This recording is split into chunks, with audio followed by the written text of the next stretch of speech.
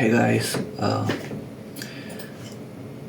okay, let us start for today's tutorial. This will help some people probably. So we start by opening up the what do we have to open? It has been very long time since I have sat in front of I have sat in front of computer. I just not coded. So let me open Windows terminal, and it opens. And if I've forgotten what to do. Okay, WSL, and where am I? So I go to my projects, and inside the projects I go to, what did I call my, shit, this is, I've totally forgotten. Playground. Go, what, play? Why?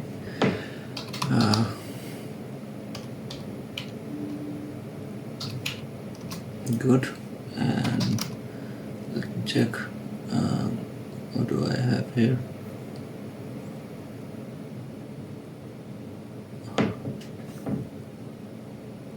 Seems like something is very crazy. In Go Playground, I have another Go Playground. That's funny. So wait a second. Am I inside Go Playground? Yeah, and inside Go Playground, what should be there? That's the funny part. Maybe it is in Go Playful.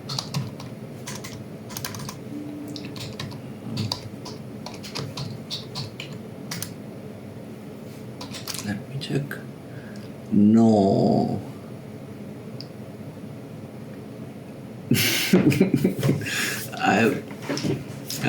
I have like completely forgotten where I had stored my thing. Butterfly. Yeah. Sorry about that. So it has been such a long time that I just not. This might help.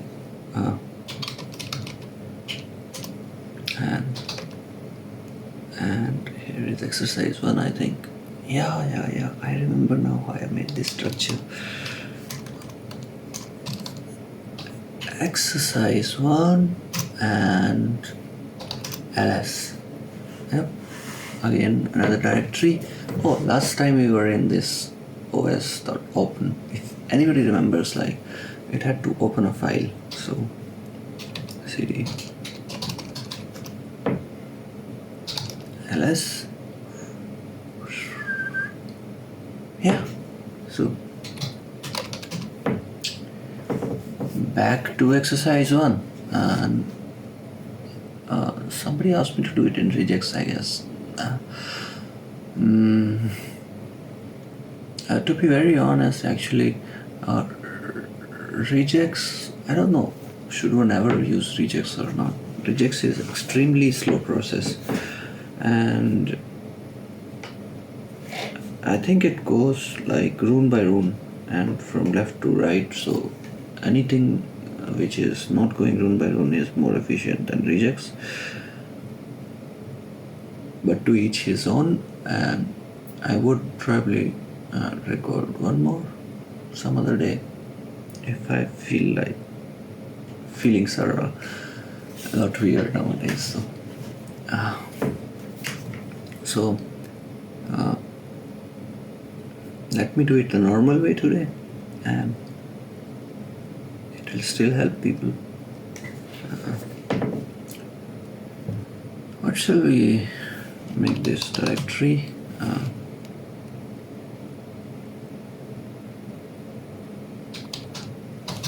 Modify strings. Makes sense. And modify strings. We have nothing here. let us do the basics, which is like make a file. So this can be done in many ways. You can touch a file, or you can touch main.go. I usually don't like to write the file name as main.go. I usually like to write the file name as what is the purpose of the file. So I touch it, and there we go. A file has been created. Let us open the VS Code, and here it has opened. Cool. So we don't need this anymore. Let us exit it, and here we go. We fill in some basics. I mean, they should be filled up by Go automatically. This is everywhere, so I don't know why they don't fill it. Like, just write package main, function main. If you don't need it, we'll delete it, but this should be by default. Maybe one has to write an extension to do it. Maybe there is already an extension to do it, or if there is not, just write one. Like, this is in JavaScript mostly. This VS Code is in JavaScript framework. That's what I learned a few days ago. So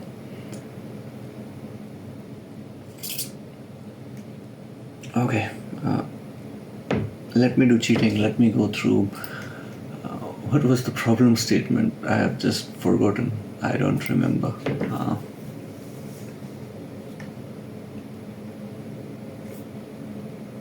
I don't remember the website.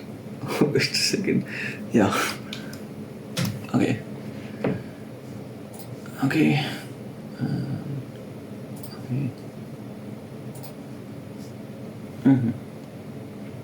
So our problem statement is that we are given a string, and it has various keywords, and we read those keywords, and each keyword has a meaning. So we need to give that meaning to the previous strings. The keyword also is followed by a number, so it tells how many previous strings need to have that meaning. Okay, and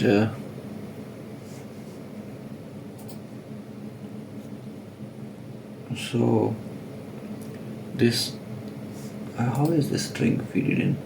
The string is fed in as part of a file, a text file. So we need to read a text file. I think I already covered last time how to read a text file line by line. Okay, so I'm not gonna cover that part. We are gonna move faster, and then one needs to write it. Yeah, then one needs to write it to a text file. So basically, you could write it anywhere. You could write it in a text file. Okay, you could write it to any interface. Basically, yeah. So, and then what happens? That's it. That's all that is there. Yeah. Easy. So let us start now. Somewhere some of the things are like hex and bin and all. Thank you, virus. Thank you. Amazing how people try to hack you. Okay.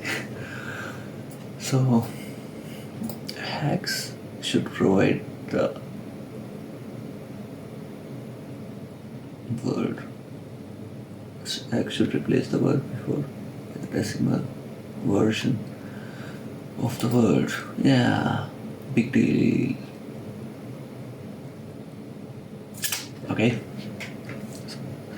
So now let us create an example file, and let us call it sample.txt. Okay, and let us put a random string in it. This is a beautiful new string. string which is amazing and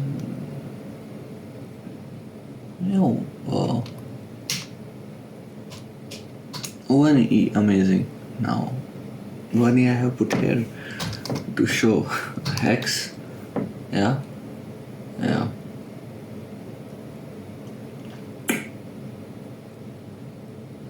Weird. And let me put something else. This I have. This one can put to show binary 10. Yeah. 10. And this will be converted to binary, and this we can convert to lowercase, low, and this we can convert to probably uppercase, upper and cap. Okay, uppercase and cap. Let us say all these examples are there, and the good part, this cap will always be cap for you. It will never be like this, or never be like this, although it won't be a problem. Sometimes it will be like this, like cap 2. You just go to the previous 2 and convert it to capital. Better I cover it here. It will never be like cap 12, where it has to cover, like where you have to decide 1, 2, 3, 4, and then shall you start counting from here or shall you abandon it here. That situation won't arrive for you, lucky you. And this is the problem statement, right? Now we need to read this file. So how the command should go. So the command should go something like this. Like how the command should go. What the fuck? Sorry guys, how do I delete that audio thing? I'll probably have a profanity filter for this word which I spoke. It's pretty bad. It has become a habit. I like to change it. So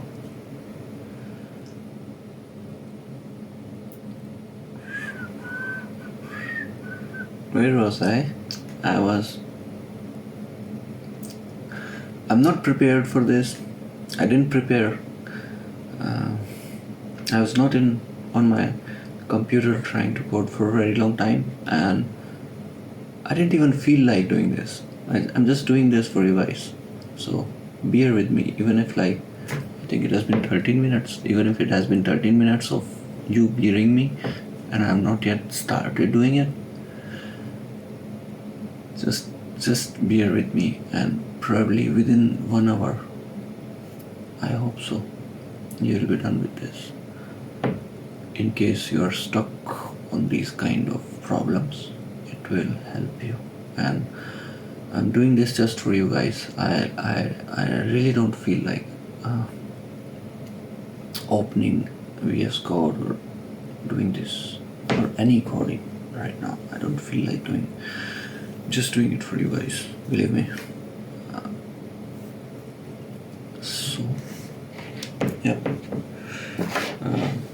We start reading the arguments, and let us say we want to read the arguments, so let us put them all here. Fuck this Copilot, I hate it. Like, whosoever made it has not made it good enough. It will improve with time. I know artificial intelligence is like that. In the beginning it is dumb. OS args, and here go our OS args, right? And what's up? No, shut up. Disabling, okay. Globally, yes. Okay, so yeah, and what do we need to check first? Our arguments are like this, guys. Our arguments are like go run dot sample, nice, sample.txt and result.txt. That's it. So the argument length, if you take this args, then the first one like, or let us say args 0, it will be equal to pwd, which is like the path of the file, and I think args1 will be then our sample text. And okay, so args1 will be our sample text and args2 will be our result text. So how I like to do is, usually like I'll write the argument which has to go in the OS args. It helps, even though one never gets used to this thing. It's better to mark it out. And then one writes like pwd and pwd till here. Wait a second, pwd till here. And now our comes arg1, which is 1. And here we go. And then we go for 2. So now it becomes very easy for us to just go through it like, where is 1, where is 2, and once the development is over, one will just delete this comment. But it helps, because sometimes one wastes time in just trying to divulge like where and what we need to do. And this of course needs a tab of its own. And where are we? Why are we here? Okay, probably it will put tab. Amazing GoLang. It puts tab by itself. And now let us utilize the check if it is working. So we first print the line, and if args1 is working, and please show me that it is working. So run dot, no, wait a second, even if I do go run dot, it will give me error of go mode because I have not made a go mode. So please run this thanks 1 2 3. And also command tidy basically looks for dependencies and populates them.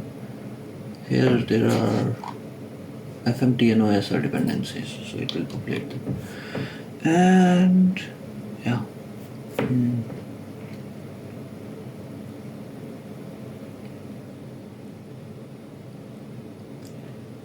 so now I need to go run. Panic! Index out of range 1. Should not happen.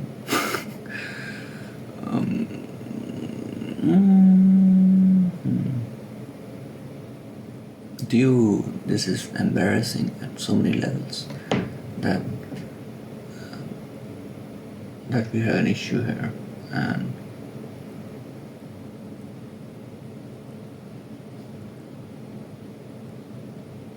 why should it panic?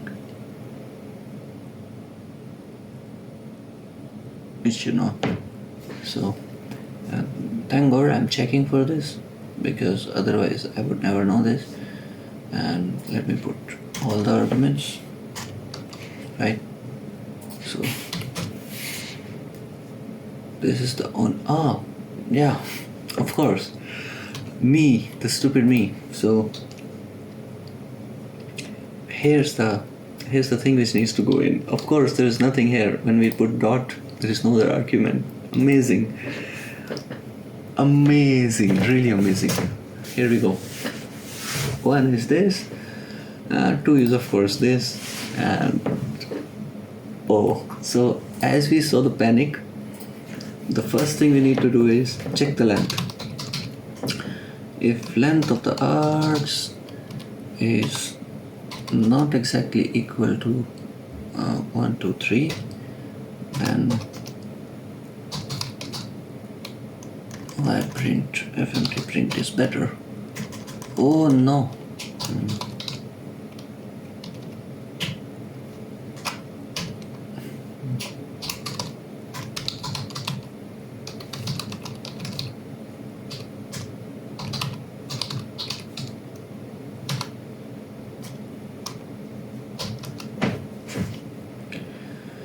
Then we can put a new line in this. Probably it will not go new line. I don't know. Yeah, it will not go. I have to concatenate it, and I don't know if I can concatenate it inside this. How is new line?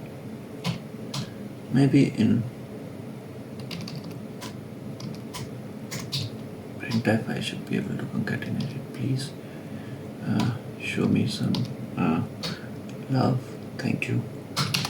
And maybe it was possible to do it in print line also. I mean, I don't know. We can try next time. In this format, and then we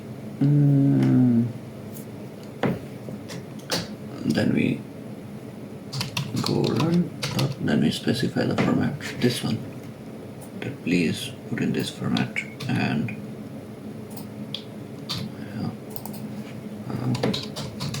input file name and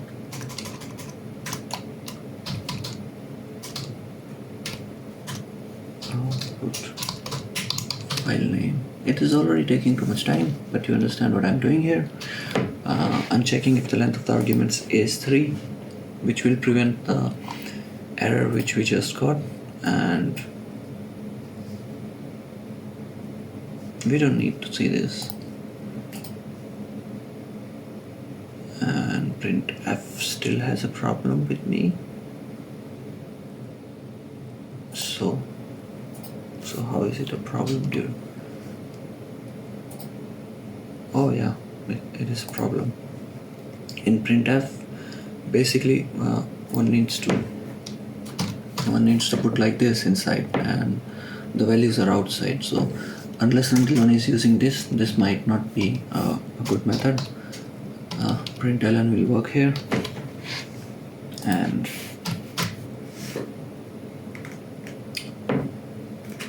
provide arguments in this format. I have provided in this format. Amazing. So because we have not we have not told that if it is not equal to 3, we have told if it is equal to 3. And now we go, and now we test it again, right? So this is a problem where it does not tell us, and why it does not tell us. It tells us in case something else is there, but in case we are just running go run dot, then it provides us that also, and it gives us a panic also. So we have to handle an error probably.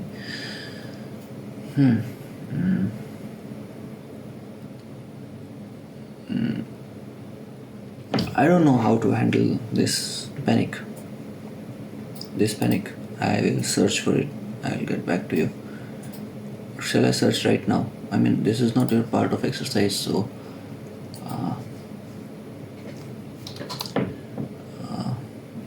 how to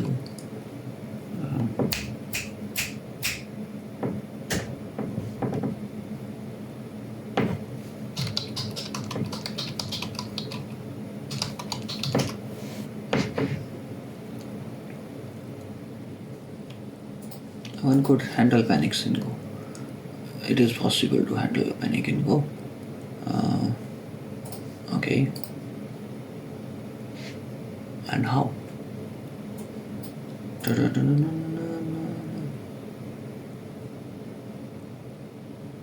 Okay, I'll go through it later. It is not part of what we need to do.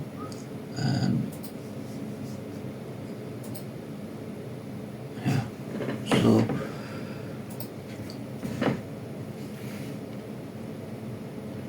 and maybe it is part. Let me just check.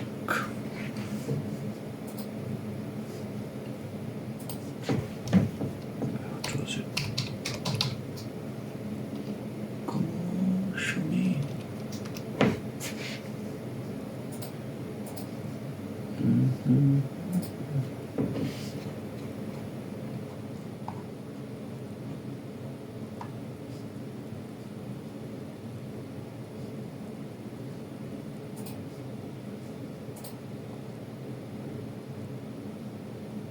No, it is not a part of what we need to do. And this case never arises. Good for us. So we don't need to handle panic right now. We just need to earn these things, and that should be good enough. Yeah. In fact, the funny part is like we don't even need to write this line. It will always be a good case provided to us. Wow. Nice. Now let us read it line by line. Does anyone remember how to read a file line by line?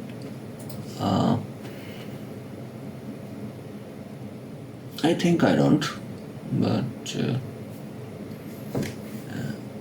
we will try. So it was through Move Your Reader. So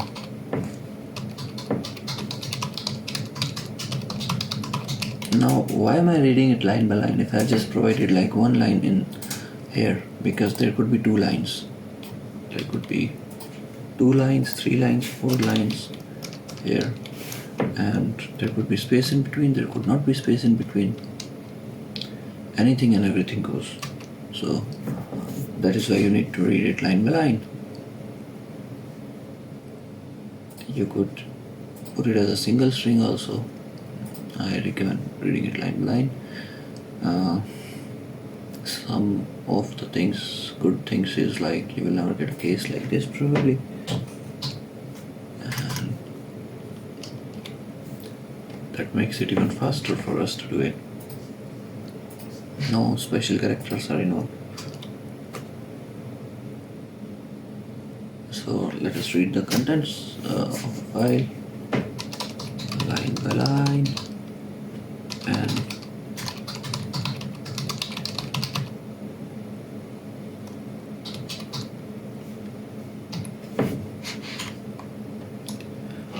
let us make a. So for doing this, let us do a function, and let us put the file inside it. So function, let us name it, what shall I name it? I usually like to name it line by line. This is my convention actually.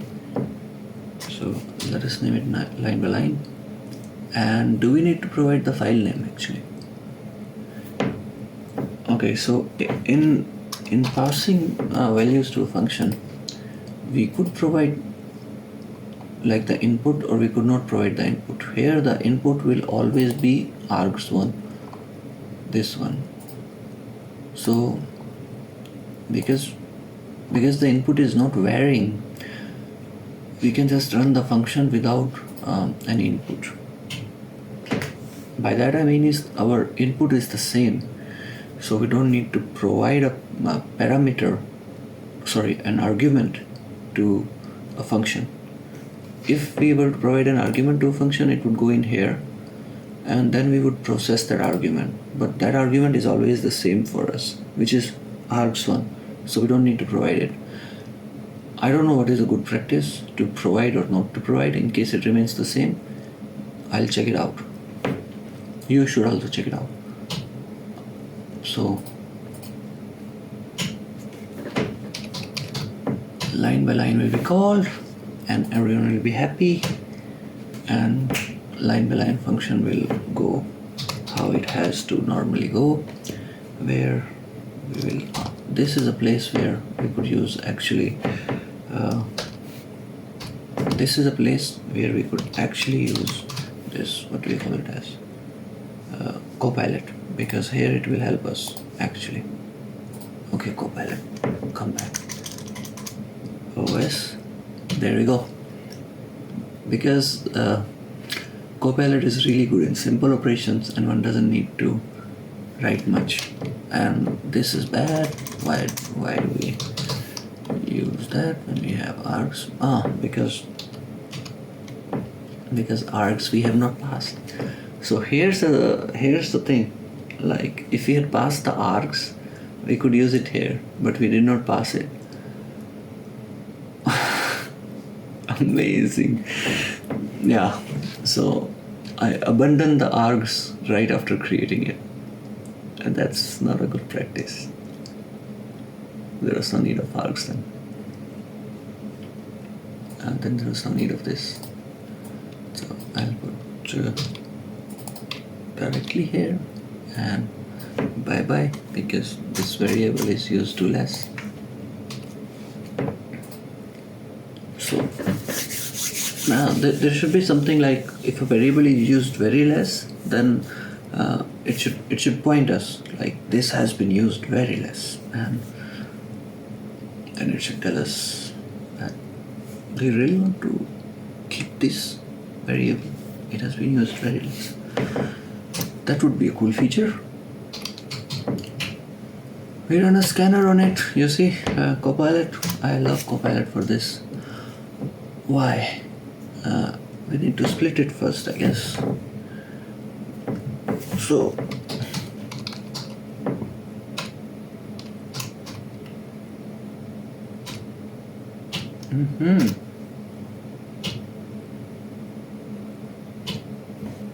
lovely, but we don't need to print it.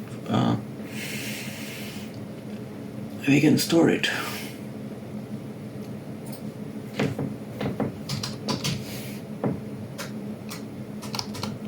But first we will need to declare it outside, because if we declare it here, it will be redeclared on every for loop, which is weird. I mean, technically it doesn't need to be redeclared. Go should be wise enough to understand it.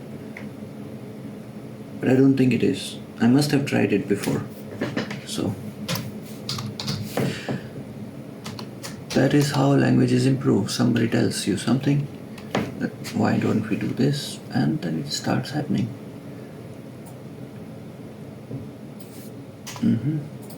Then text goes right here, and I declare the text like this. Is it wrong declaration? No, it's totally fine. Just that it needs to be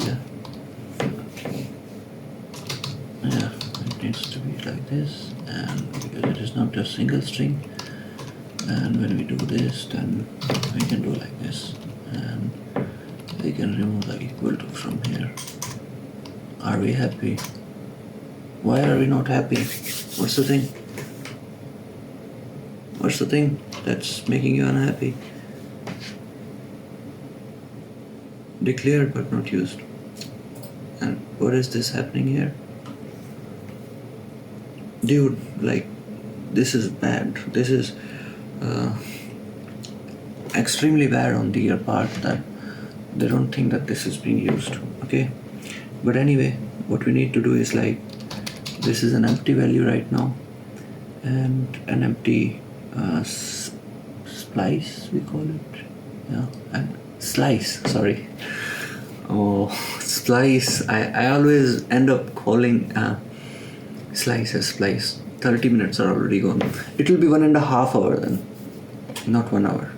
Sorry, guys. So you append, and append takes two characters, two arguments. First is the place where you need to append, and the second is what you want to append. Oh, okay. Now it shows that it's used. It still has a problem. Amazing. What is the problem? result is never used. It will be used. Okay? Come on! It will be used. So,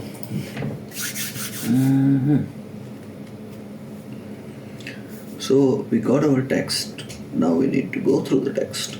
And to go through the text,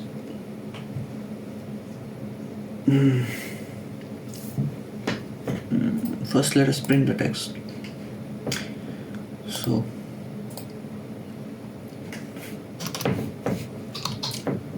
function show me the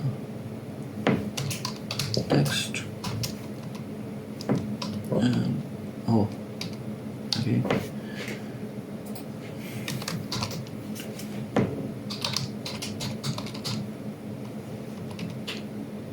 Yeah, intelligent people. I need to put in this text and pass it on to the function. Show me the text and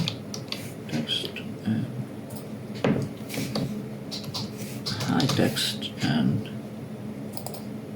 oh yeah, I need to provide the type also. It is amazing why it cannot detect the type. It is being called probably. That's the thing, like you need separate interfaces to know the type. That's weird. Like if you have an interface feature where you can define the type and detect them over the methods being applied, I think it is not making sense to you guys actually, because interfaces you must not have read till now if you're here. But anyway, if interfaces can be used on structs and they can automatically detect the type according to the method being applied, then interfaces can be used here. And GoLang should have this feature because interfaces can be used inside any function then to detect the type of any parameter. Just that they have to convert every function into an interface type in the backend. Not a huge leap to think about it. Yo. Now this should print our text. So yeah, there is our text. Good enough. Now even to actually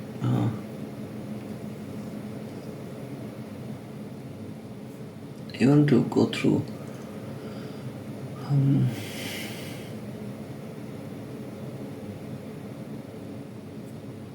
even to go through these lines, one will need to detect the end of line. So one will need to go through it line by line. Thank you, virus. Every half an hour this virus is gonna come and it is going to try to send my data to some UDP based connection, and every half an hour we'll block this automatically. That is how it happens. Some hacker is trying to play a game with me and I'm playing along.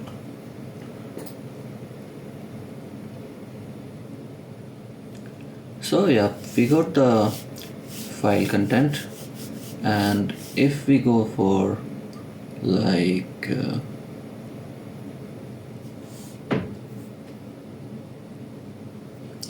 okay guys, this is getting weird and I can't open my file. That will be a copyright issue. So what do I do?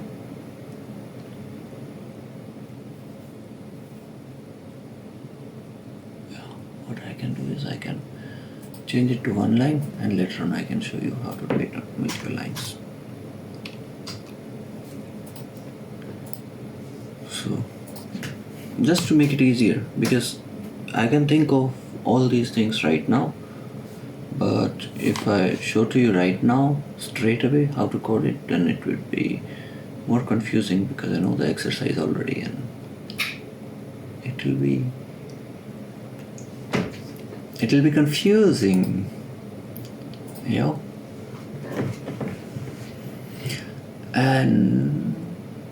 And what? And does not has a meaning here. No and. And.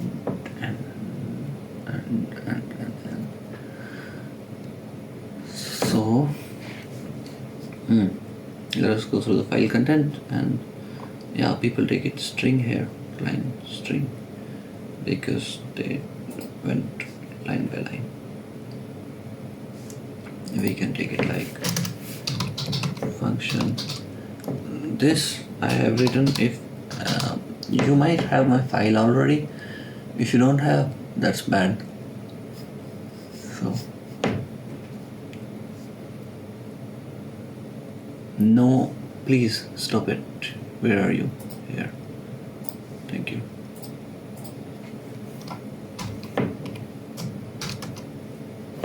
And have I already written a function file content? No. Line by line where I read it. And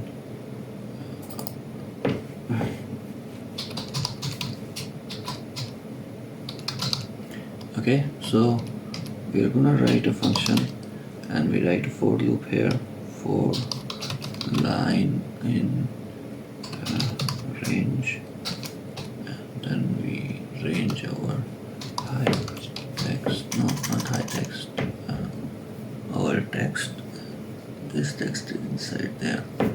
So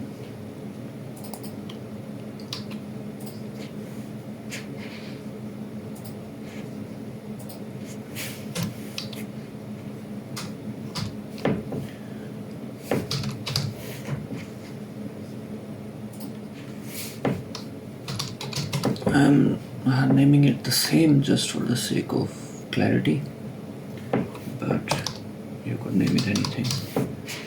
You could name it high text, by text, hello text, fellow text. We don't need this function anymore. We already saw the text. We could have also printed out right there. I don't know why I wrote another function for it. Mine does weird tricks sometimes. So for every line, what do we need to do?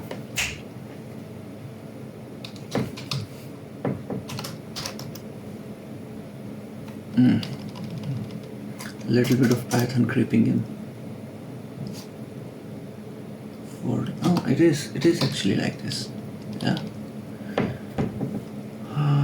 Let me think. Am I ever using range anywhere? Oh yeah, it is not like this.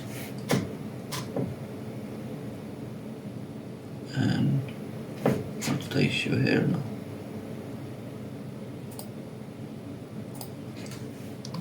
Maybe like this, you will be happy.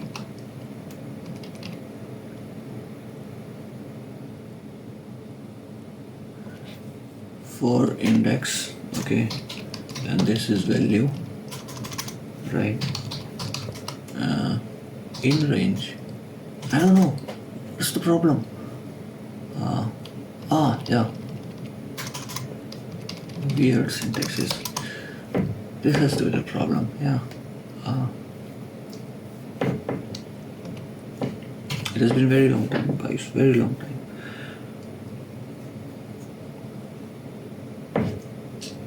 Like it is like this. I really want to code, but I go through these upheavals in my thought process. Probably it is called midlife crisis, probably. But I go through these thought processes, and then I just stop doing what I'm doing, and I start living inside my head in loops, never ending for loops, unless somebody comes and shakes me up and says, hey, wake up, you have to live your life. There is no point of going in this weird loop. And then I get out, and then I start doing things again. I wish. I mean, I have motivational things and everywhere, and I'm a very positive person, but I wish something could grab me back and put me into coding more often so that I could help you guys more. And for index value range text, then we go for the value. Value we could take as line, right? And ta-da! This line we need to modify now, right? So we good here, till here we good. Now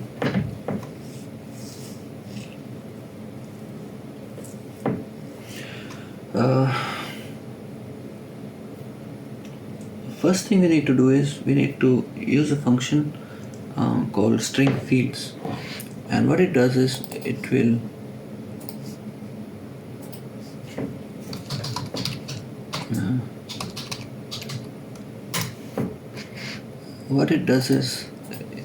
it actually converts your whole line of words or whole string. It takes the string and takes the spaces and converts your line into a string of words. So okay, where are we?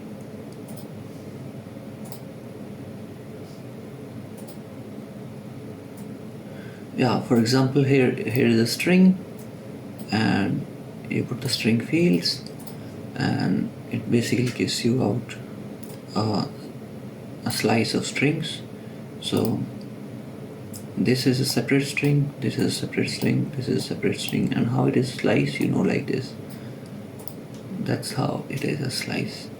And yep.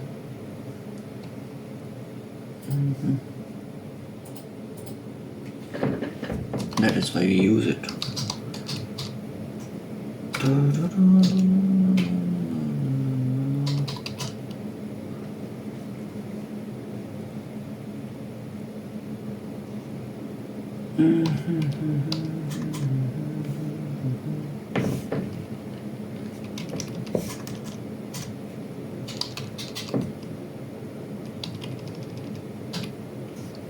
And here we get our words. So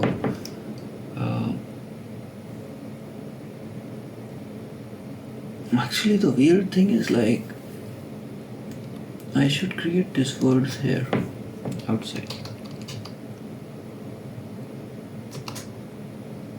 and words is a slice of strings, and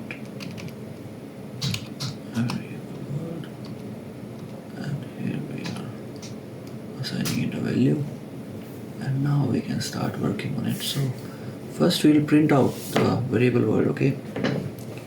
Empty dot print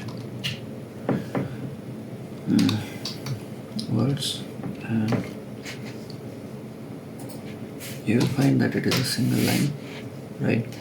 And now here we have played the devil's trick without telling you. I have played the devil's trick because now we get the separate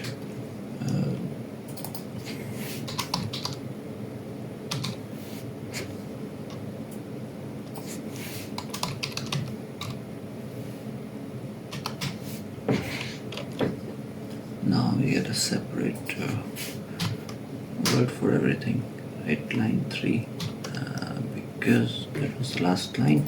If we print it inside, you will come to know that we got all the 3 words right here.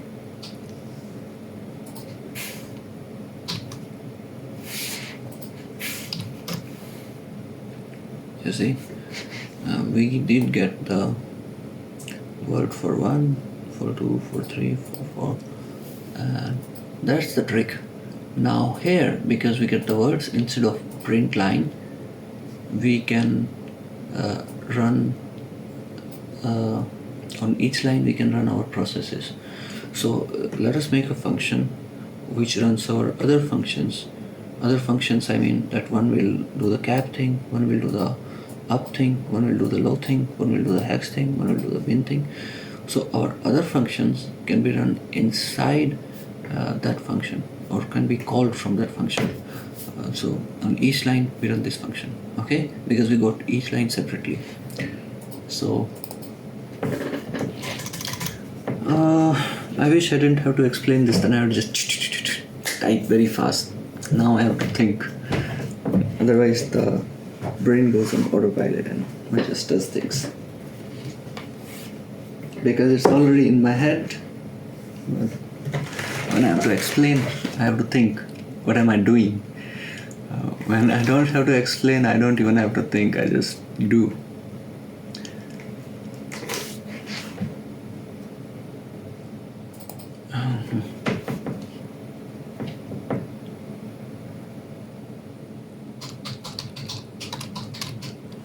And I can call this from here to expand the lines. And here we go. And now process a line or lines for processing the lines. I have called that function and we put that function here and put the words in here, and here we go. And the output will also need to be defined there. So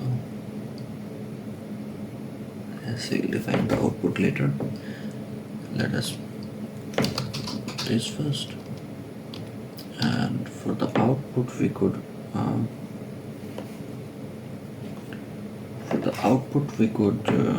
concatenate it later and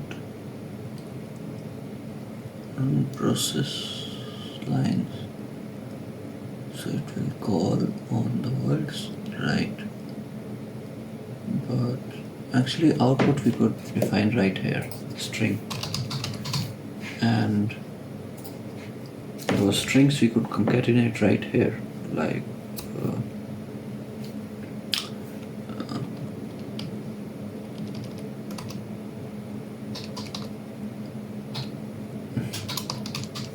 and this would be a string. Sorry, too many languages in my head. And or I could also do it in a better way, like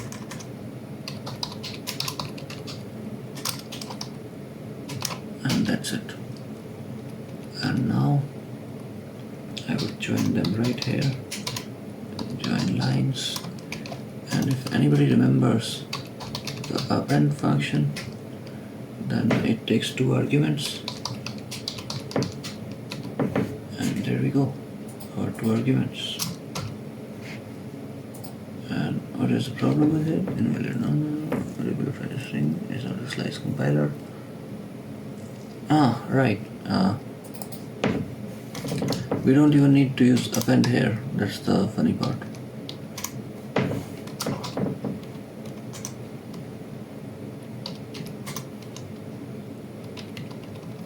So our first one is this, and then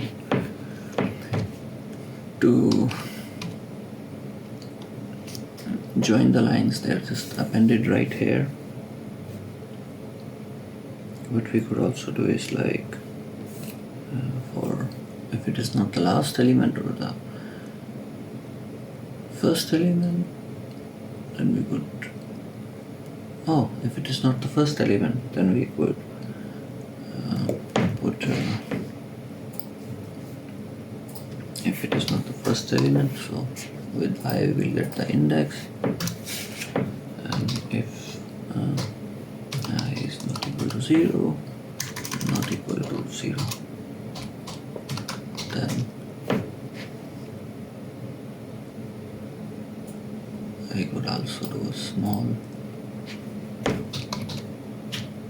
joiner here.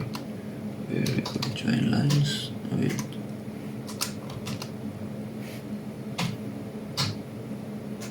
new line, right? And if it is the last element, then also we don't need that. So, or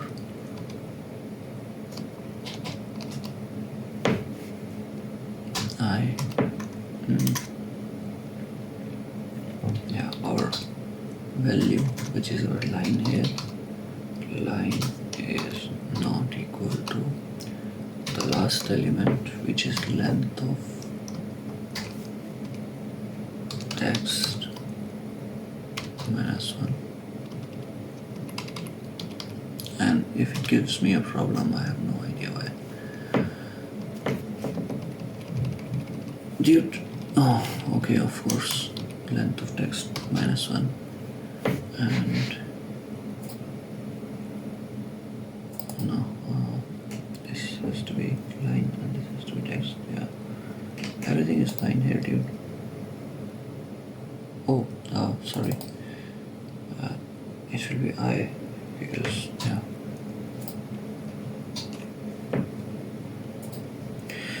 I think we Gucci. Now we move forward.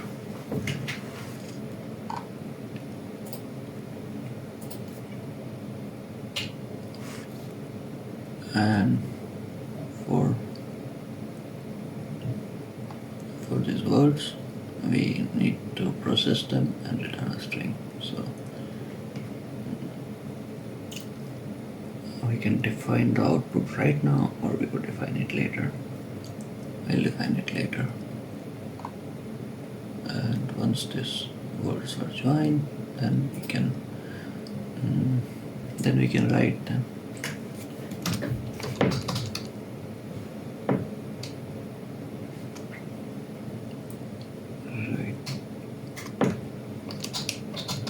Write to file and join lines. So, and then we can have a function to write to file.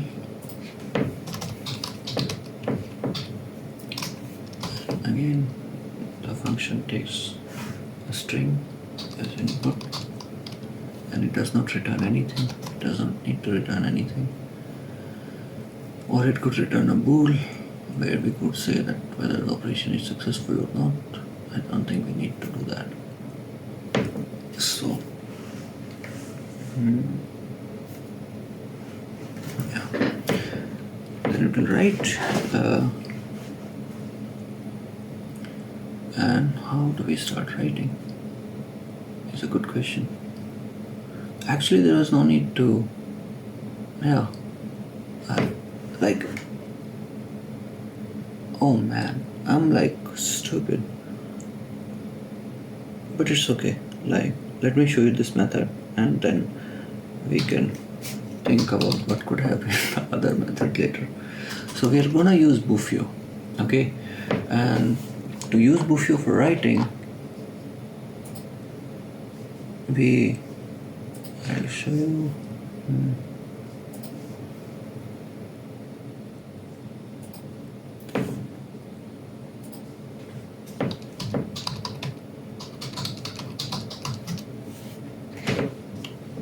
And this is the function, Buffio write. Please. What is this? Dude.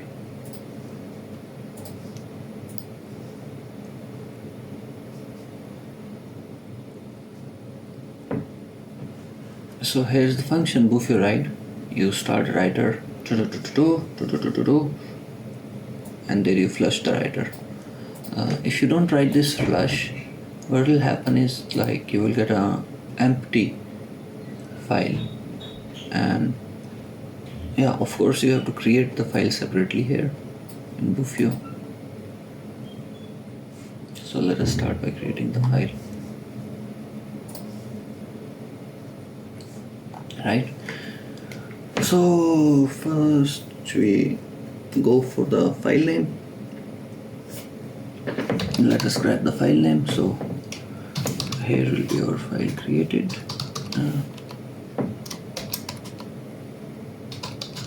And Right, OS create.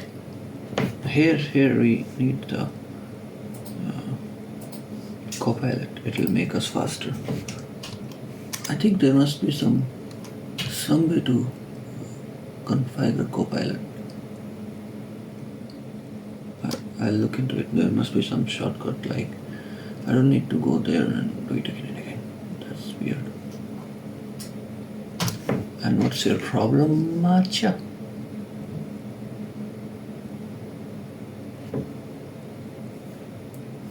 Yeah, of course you need an error.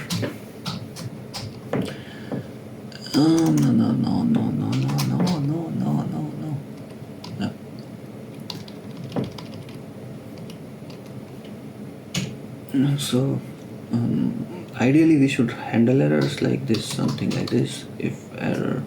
But I've already told you that it is a good practice to handle the errors. I don't handle the errors because I'm making a tutorial, not writing code here. Yeah, print the error, but that not be enough.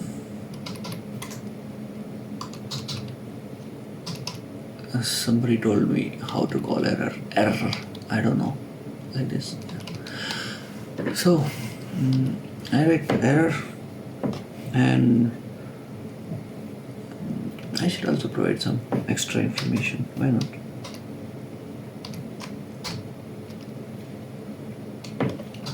We could not create the file named, and then we put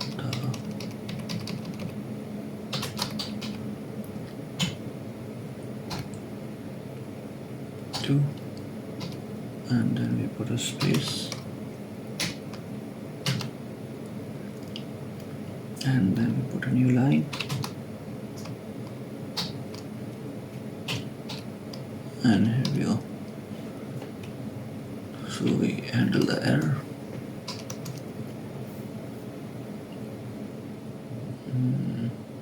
Now this is standard practice to use defer. Bad practice, bad standard practice. This is the better practice. And the moment we have used the file, we can close it, which will be after the boofio. Actually, because this function is just to write the file, so it won't make a difference if we use defer or not, because anyway this will be the last thing to be called, which is the close function. But in case it was inside another function where it would not be the like where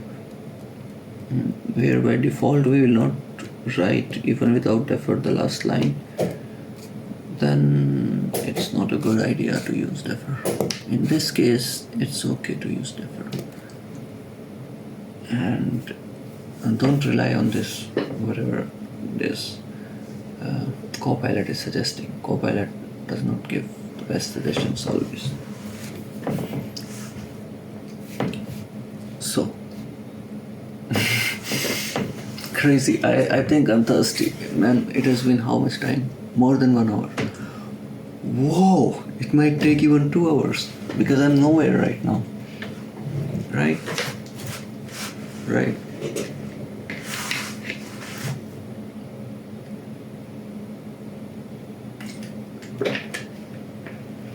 Crazy. Yo. So we go to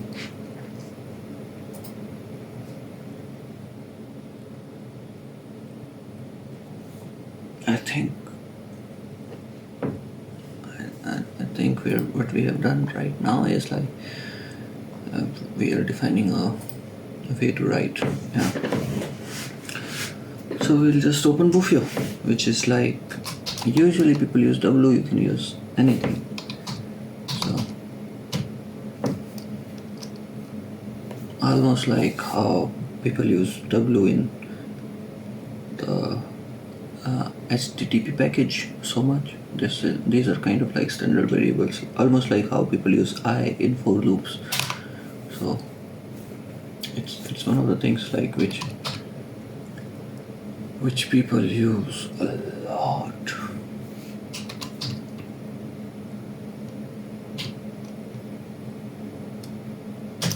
And the string will be if error is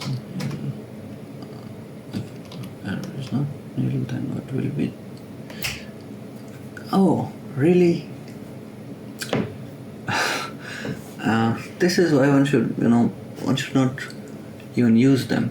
And really, there is. I think there is no error written here. No, there is an error written here. Okay. But really, this is not what the error should say. Sorry. Bad suggestion. If it is bad suggestion, then you need to go. And we still have suggestion because we have not killed it. Okay.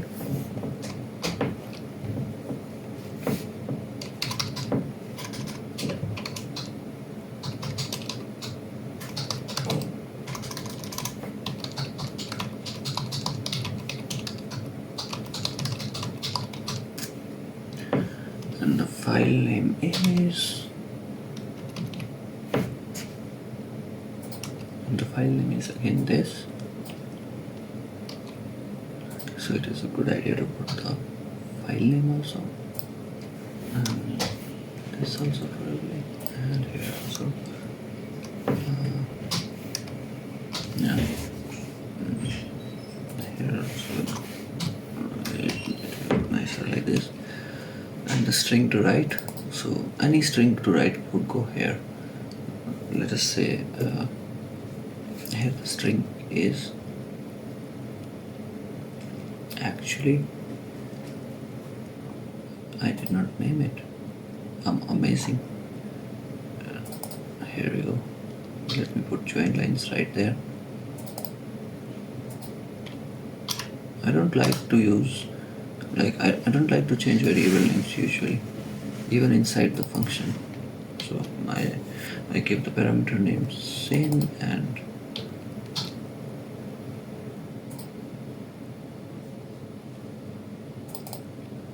then if it is not, then what do I do with number of bytes? I can do nothing with number of bytes. I could probably print out a success message, but that is not part of exercise. So I'm not sure if I can just dump it here. No, I can't. Error values I could do like that. This one I cannot. In for loop also I can do the index and the. But we don't need this always. I think GoLang needs to come out with something so that we can put underscore right here. GoLang has so many shortcomings if you see from a syntax point of view. Although it has come quite far.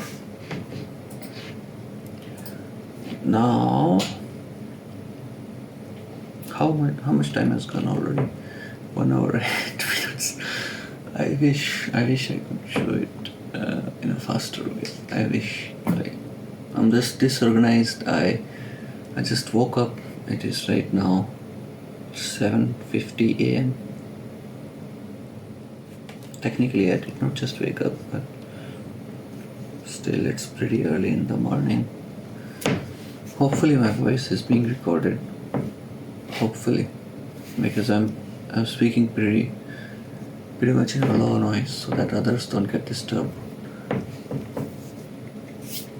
So.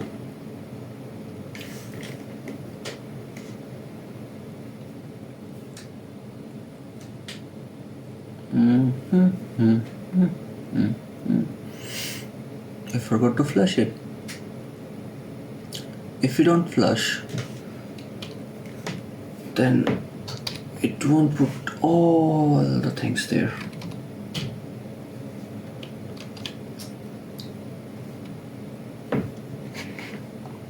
And here is our writing function where we write to file the join lines, which is fine. And now we need to put the process lines and we need to put it out. So in process lines, the word scope, and the words come out processed. Yeah. This is our exercise. Now we have come to the exercise. Till now, oh wow, I like this. Maybe a OBS feature, maybe. Just not knowing. I will check out this OBS feature if it is. Hopefully OBS is on. Yes, OBS is on. OBS is on. So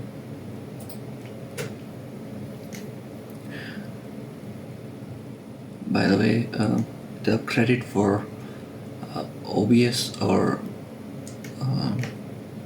just like awareness about OBS and how good the software is goes to Johannes, and you should check out his YouTube channel too. He makes car videos and he has one of the biggest YouTube channels. I think it is the biggest YouTube channel in Estonia about cars. Pretty cool.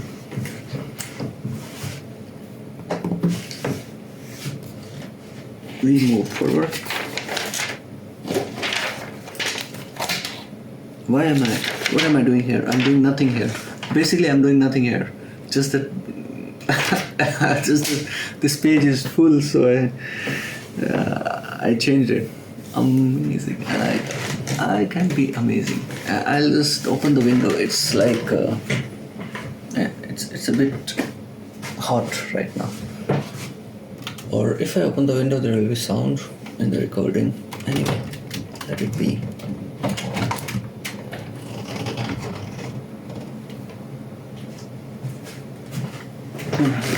You can do with some traffic sounds. It's not a big deal. Not a professional thing for me to do or say.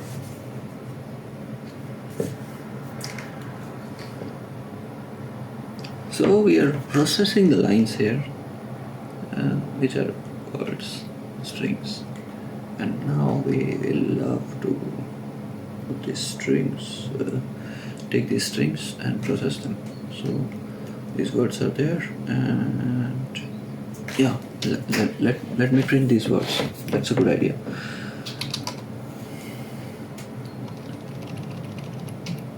Print line and words, and then I return words. Okay, so why this? Come on. And what? Why it is a string of words? Wait a second.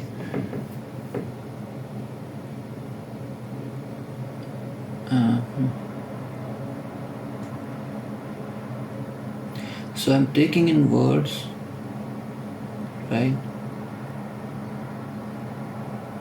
Oh yeah, it is actually. So let me do full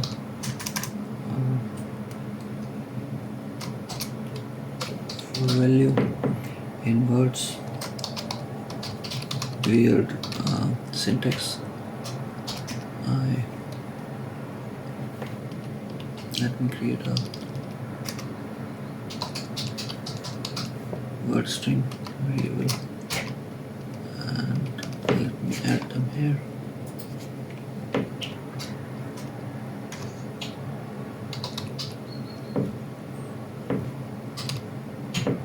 Come on. It should help me at least this much. And plus equal to, that will be fine. And value. Yep. And what's the issue here? Duty. Because here needs to be. Ta-da! And now what's the problem? Declared but not used. It will be used. It will be used. Never rush. Here it is used now. What's the problem here? Undeclared variable. It has been declared here. Let me copy paste it. Okay, I had put string instead of string. Oh, the kind of things we do. So now basically what should happen is we put in the sample text and it should go out in result text. Let's check. There we go, result text has been created. And yeah, the things from the sample text are copied to the result text. And if it is the first line, why is it giving us the new line? Good question. Let us check right here. If it is not equal to 0, then do this. But if it is equal to 0, then please don't do this.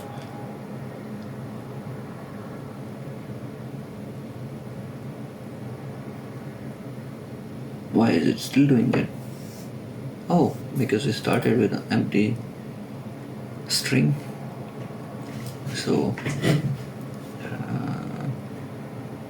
how do I put it?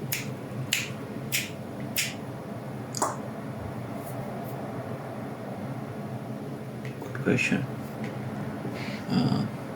I'll need to figure this out, how to put this, but this can be done like this.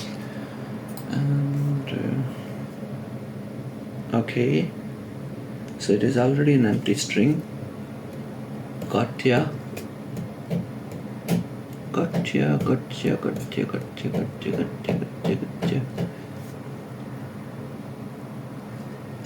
If it is equal to 0, then I can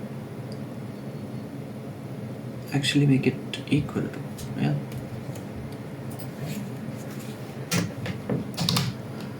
So if I is exactly equal to 0, then oh, please, thank you. Yep, here we go. We don't need plus equal to, and we are good. And we can check now. And here is our result, and you see that is gone. One of the quirks of using an empty string, that it already had an empty string, which means an empty line, and then it added to the next line. So you see that we already start from the sample and we go to the result, and we are able to put in our things basically. What we can, you might see that the spaces are missing here, right? And this is added twice. Please, we'll look into it later if anybody doesn't mind. Hopefully nobody minds. Yeah, of course. I have to put else there. Oh my god.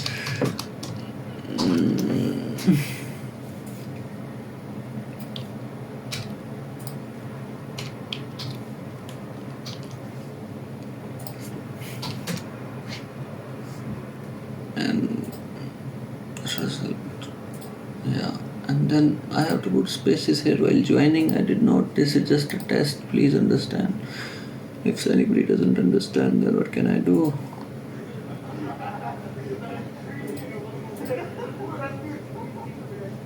Then what can I do? Because here I can put a space in between as well. Like this, okay. And then it will give spaces between. Probably we don't need the space everywhere. So here you see the space has come, but we don't need the space here. And yeah, we don't need the space here basically. So again, we'll need to again define if good, even for this, even for showing a simple thing, I have to go through so much. Come on, no, again I'll need this value of index. Actually, I could do it some other way also, like this. Okay, if value is exactly equal to word 0. Oh, sorry. This should also work. Then what should happen? Then this should happen. That word string equal to value. That's it. That's more than enough. And then it starts from there. Else.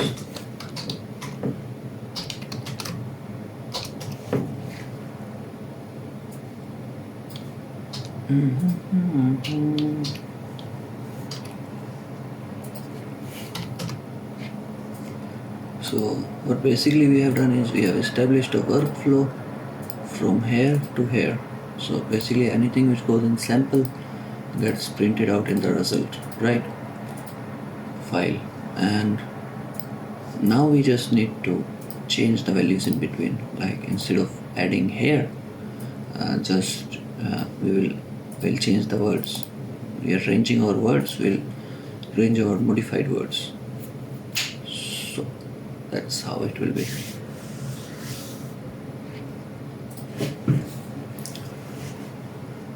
And we could, if we want, start changing here. Actually, we don't even need to range our modified words. We could range our words only, but we could modify the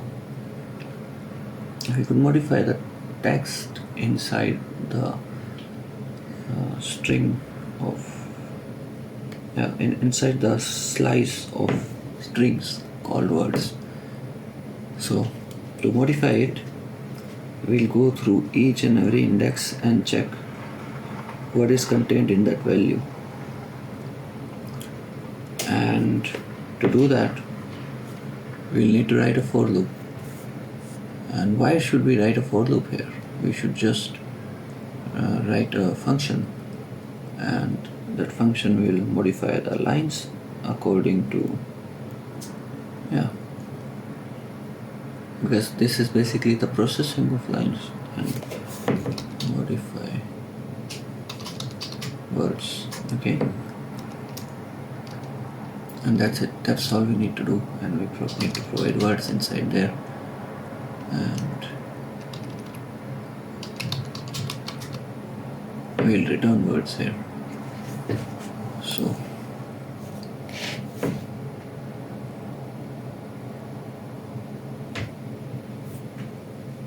let us write this function, modify words,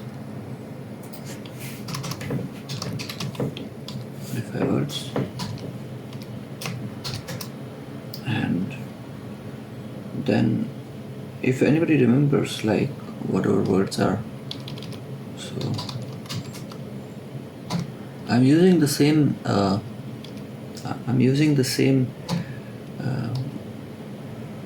parameter name because it makes it easier for me, but for most people, like, they don't like to use the same parameter name, so you could change it if you want. And I need to define a return.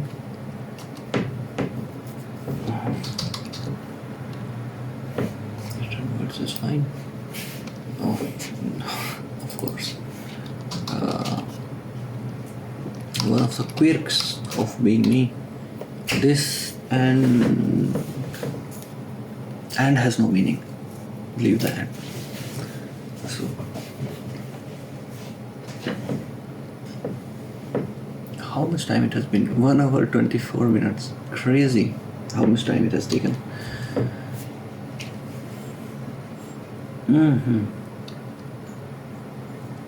What was I explaining? Modification of words. So if a word contains cap, so this is how I like to write this, that if the word contains cap, etc., then You capitalize it. If it does not contain cap, then you do something else. So how it divided the words is by spaces. So this is this thing is one word. Actually, it never happened like this even. Just let me check the test cases. Test cases.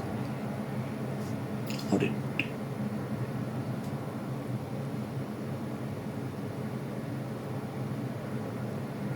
Standard packages. Okay. Sample text. Where the fuck is sample text? Was it provided?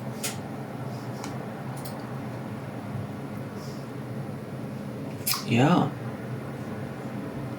We don't even need to cover this case. It will always be the space here. Funny. So this is amazing.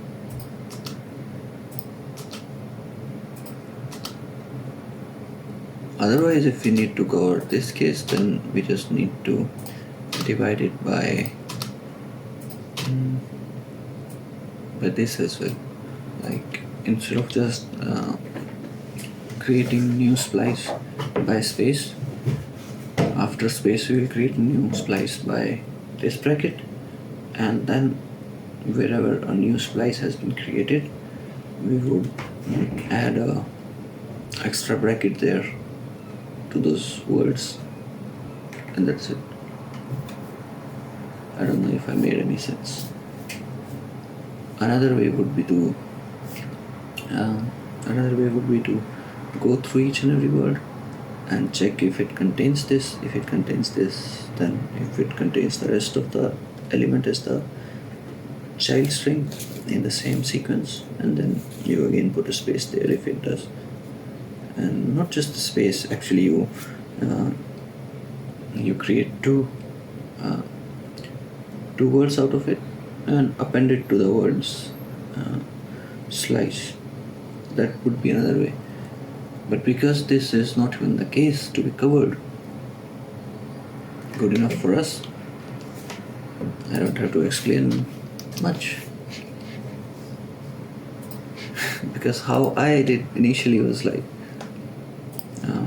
I was thinking like so many permutation combinations, like 2 divided by 2, or 2 divided by 2, or 2 divided by 2.0, etc., etc. So I was thinking of so many permutation combinations, and I really made it very complicated. My first solutions, they were covering so many edge cases. It is impossible to believe when I think about it now.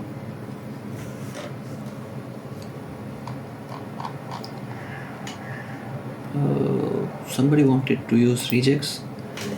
Whatever I'm doing here now could also be done with regex. Okay, so for regex, one needs to go to, where does it need to go? One just searches like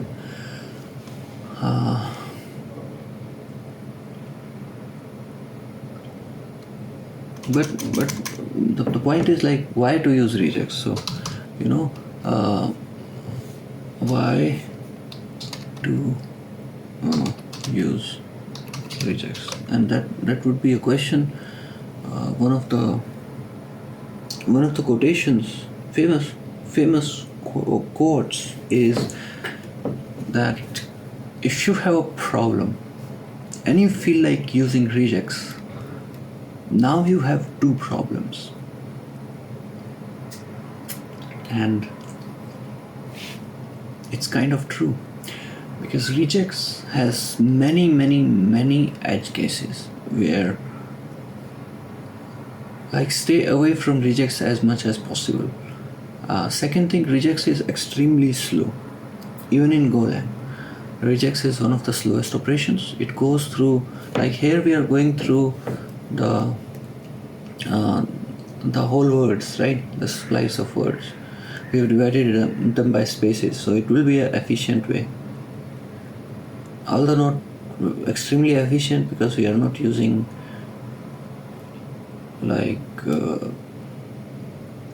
sorting algorithms or searching algorithms to do it, we could do that. But still it will be more faster than in case one was searching for runes all the time. So that's the thing. And this would be much faster than regex then. Otherwise you could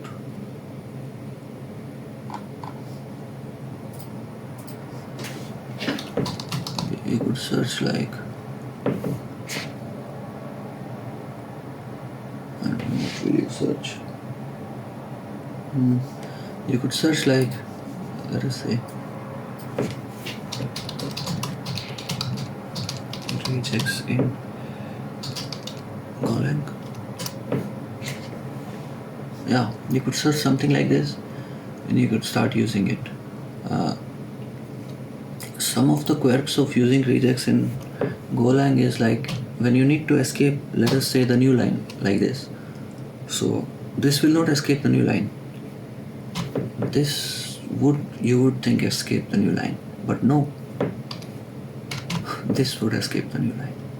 So there are many quirks of using regex in GoLang. Plus regex has always never been a nice solution to almost anything, apart from probably using these kind of expressions like select all words and check this, and very very small and limited scope is there in regex. If there are any inbuilt functions like in the standard library, use them. Why not? If the regex was the best solution to do it, in the back end, I promise you regex would already be used in that standard library function. So probably avoid regex. And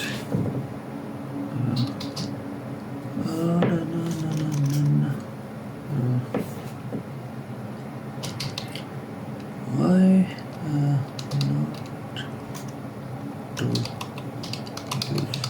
regex? You can go through why not to use regex and you will find so many problems of using regex, and that is why even though somebody requested me that could you show me in regex, I feel that it's a fool's errand to even look at it. Although I could do it, it's just slow, inefficient, and a fool's errand. I mean, ultimately these are not the kind of manipulations you would be doing mostly. You could be doing in real life, like in real cases you could be doing, let us say, using a spell checker,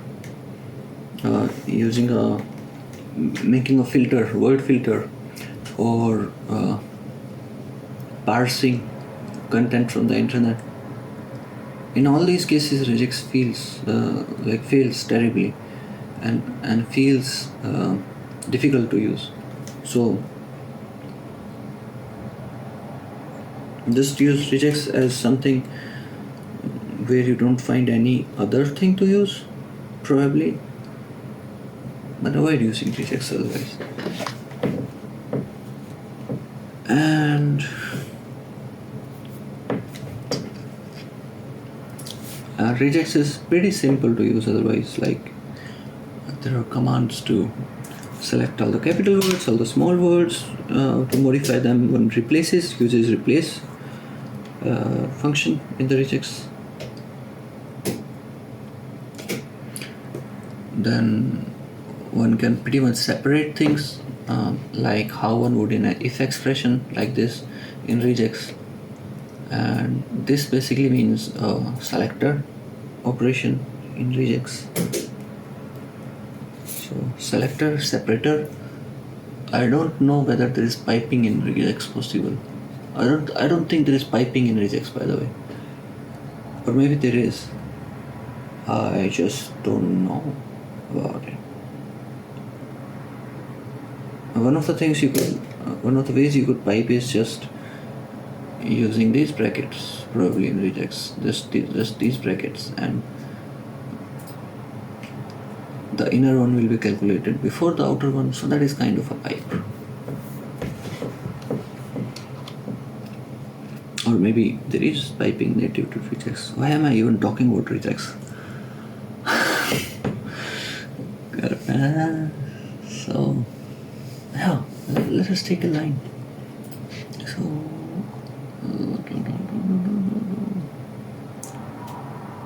words have come, so our line has come, which needs to be modified, and we need to check if anywhere there is a thing to modify.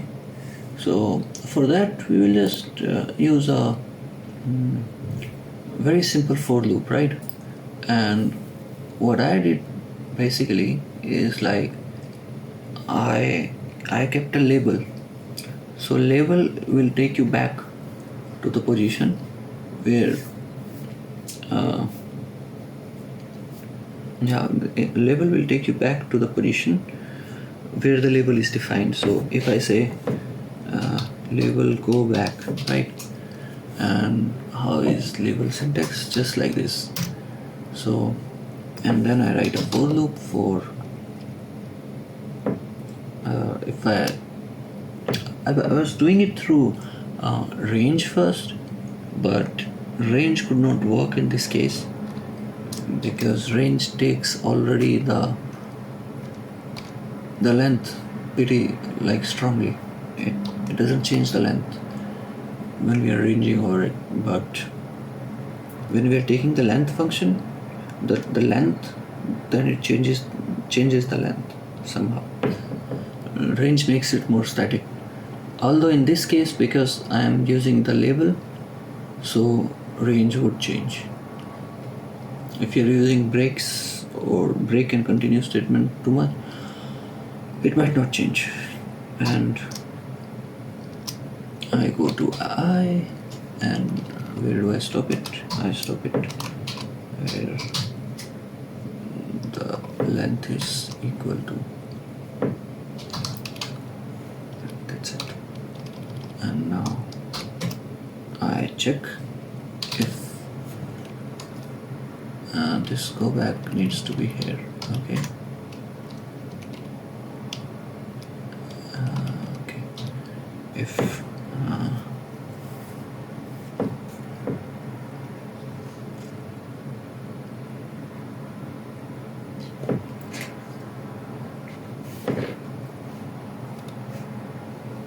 what was our problem statement? Yeah, let us say if something is equal to cap, right? So here is the cap, and I already told you that there is a gap here because we are already getting all the cases where there is a space here. So if something is here, like this cap, right? Because something could be like this cap, or something could be like cap, and then the bracket could be right here without any of these things. So something could be like this cap, let us say cap, or something could be like this cap. Yeah, something could be like this, or something could be like this. So in both the cases, like we have this as common, right? So we can select this. And what are these? If we go through, oh, it has been so much time. Like, I hope I'm able to complete in 2 hours for you some demos. So if I go to let us say the first 1 2 sorry, 1 2 3, so 4. Okay, if I go through the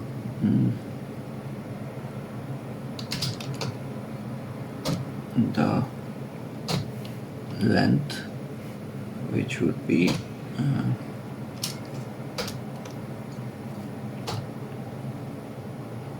less than 4, right, is exactly equal to this, and then we execute our thing. So if words I, which would be that word, and I is it giving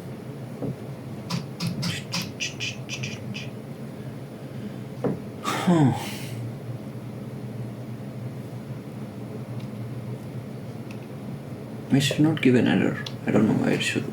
I am tired of GoLang showing errors before I've completed a sentence. But if this is exactly equal to this, right? Then we could define then we could make a capitalized capitalized function, and we could pass on the words to this, right?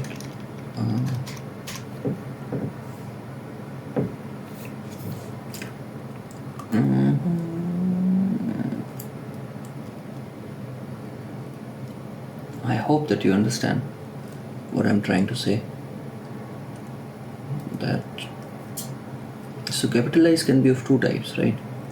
Either it is like this or like this. So either it is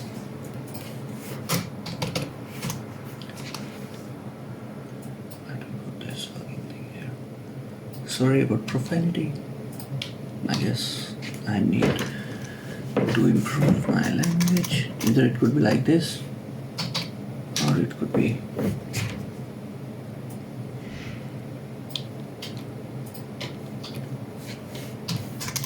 like this, right? So if we have detected that it is like this, but if the length of the first we need to detect the length actually, because otherwise it will run into index out of range.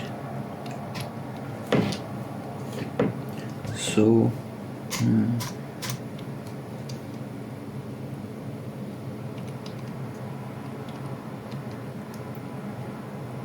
and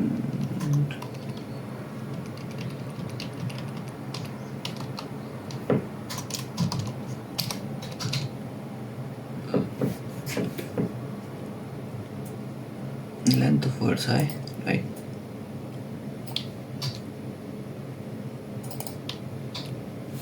Is exactly equal to, it would be 1, 2, 3, 4, 5 is exactly equal to 5. Then it is this case. Wait a second. No, then it can be this case as well. So I need to think about it. Okay. Either it would be this or it would be this.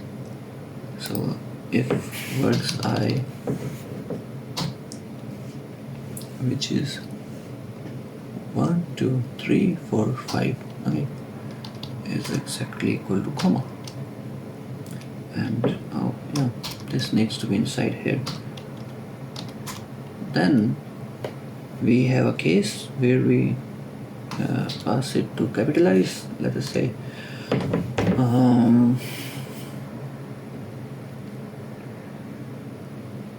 to capitalize the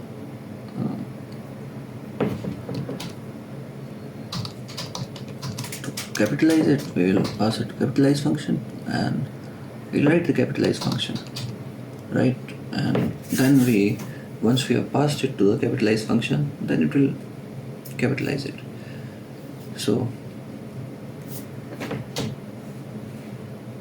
it will go to the capitalize function where we would pass in the whole splice of words, the word which we are on, and we will also pass if it is true or false. So we will pass in false, like if it is a single word or not. It is not a single word, right?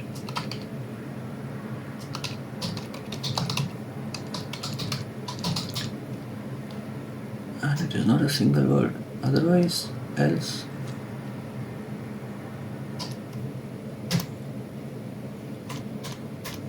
it is a single word.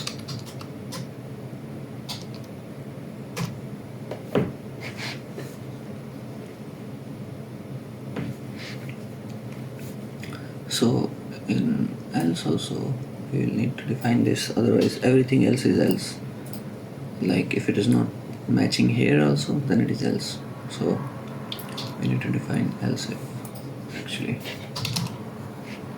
And actually, better than these if things, we could provide a switch case. So that could also be, because there are multiple things, like it could be cap, or it could be cap, or it could be low, or it could be hex. So it's better to provide a switch case because it will be more readable. It will not have, like, switch case and if case basically don't have any advantages over each other in GoLang. They are same in terms of performance. Oh god, I'm dying. I think I'll go for a walk or a swim right now. I feel like, but I'll just do this very fast and go. It has already been 2 hours. I've been talking crap. I could have organized myself and done this better, maybe in half an hour for you guys. I'm sorry from my heart.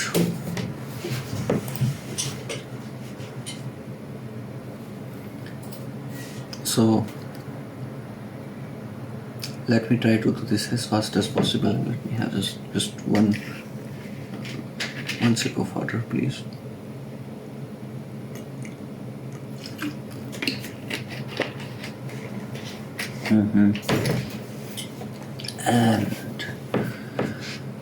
And okay.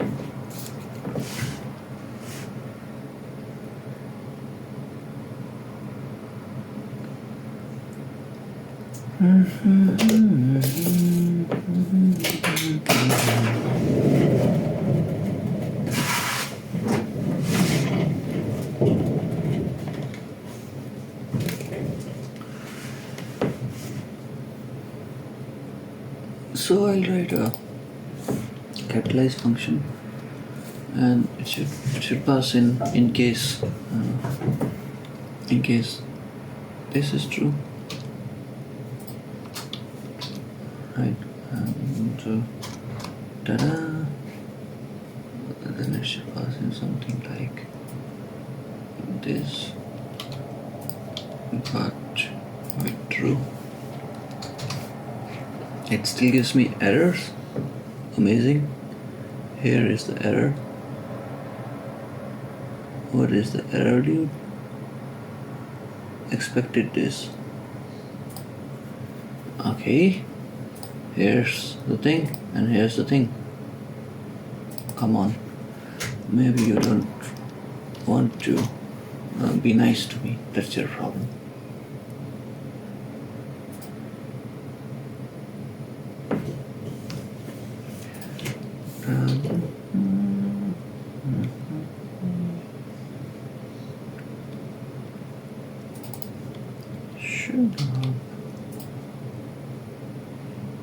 Let us write the function capitalize.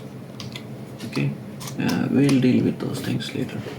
So in the capitalize, what we are having is the normal string, which is like this, and words, and then we have the second parameter as the string, which is word I. So I will not like to call it words I like to call it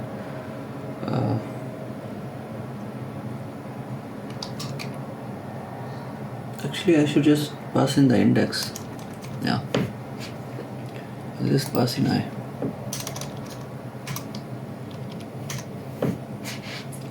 And here also I'll pass in I, and index will be more than enough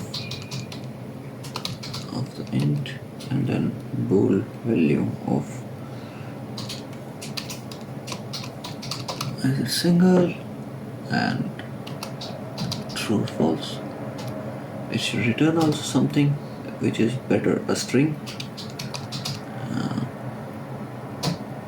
Actually, if I return this, then I could modify the words directly, or I could have provided a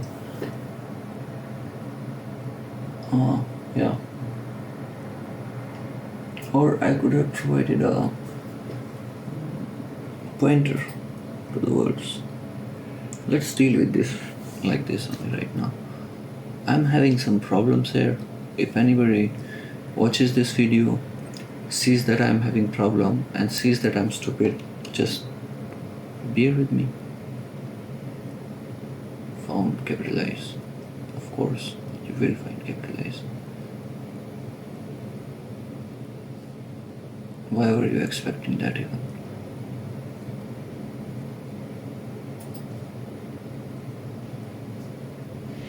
Your expectations are wrong.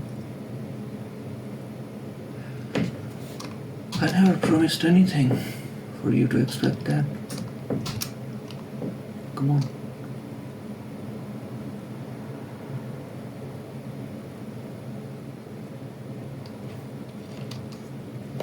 How is an if statement written if not like this? If, condition, and output. That's exactly what I've written. Is there a problem with the for statement? No. Oh. Do you have a problem here? Let me think how multiple parameters are passed. Have I passed multiple parameters anywhere in any function? I don't know. But I think they're passed with comma, not with this.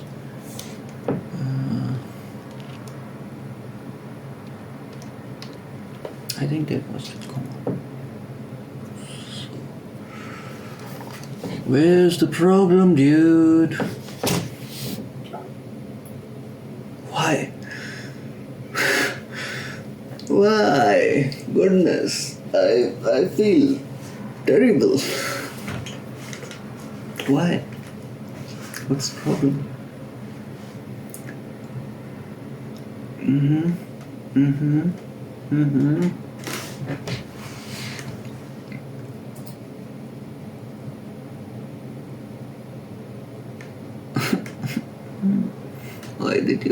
Why did you expect anything?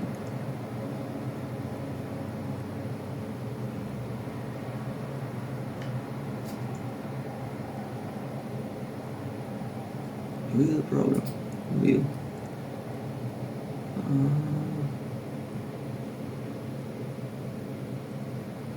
What?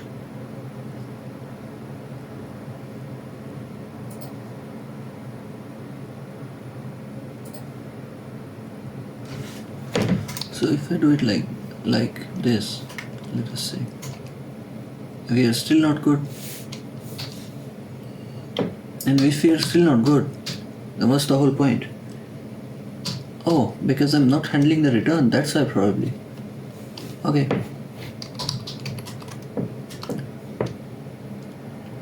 Are we better now?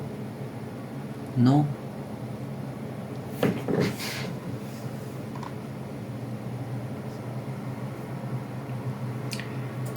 Dude, if I had only prepared for this, like I was thinking that I'll just come here, I'll just do it, and I'll show to you guys. But I was not expecting to run into problems. Skip this part. Like, if you get to this part, it's a lot of time waste. There is this speed button there. You can speed it up and see when I'm done with this.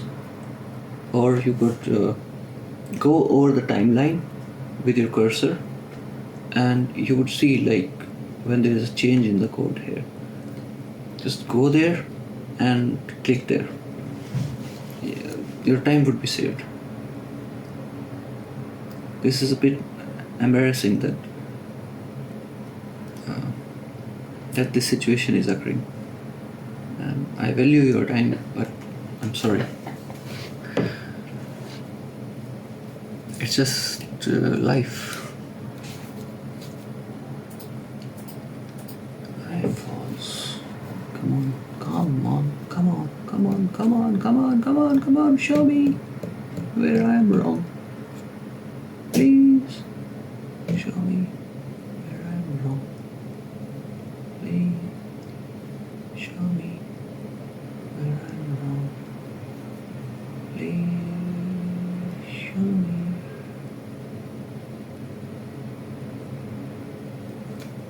No idea. So I'm gonna run with this now. I'm gonna take this capitalized and I'm gonna return something. Okay. So words comes in, words goes out, and inside the words, what we do is like we check the index. So is single, and if it was single, then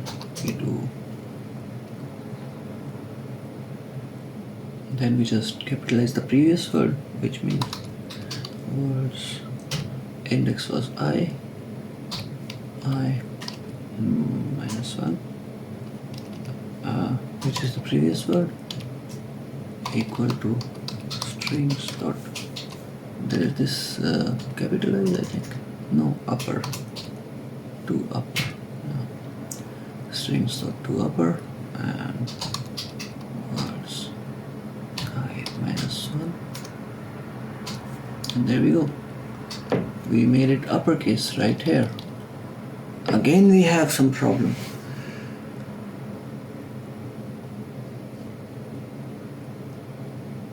What could be the problem?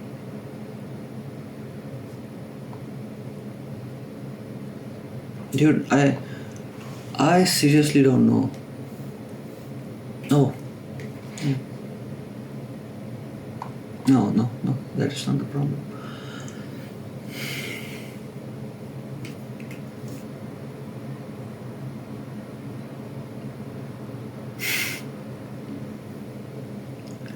I seriously, I don't know what is the problem. Oh, here's the problem. Okay. Oh, dude, this is beyond me.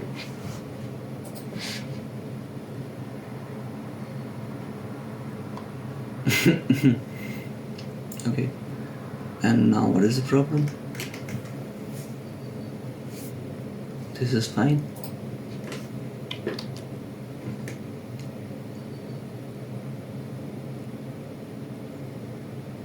What is the problem here? Maybe it needs to come like this.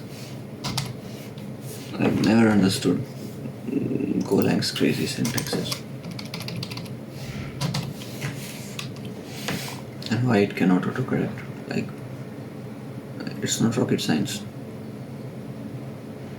Untyped string to byte compiler. And why you can't? What's your problem? You really can't? Okay. I'll change this to string then. Happy? And same here.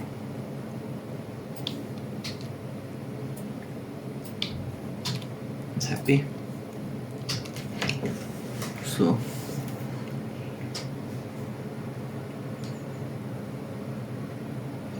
I don't know where was the problem. And go back has a problem. Declared but not used. Oh, it will be used. So where shall I use it? Go back. I can use it right here. Actually, to be very honest, I started using labels for very specific situation, and that specific situation can be defined like this: that there is gap 2 here, and the next one is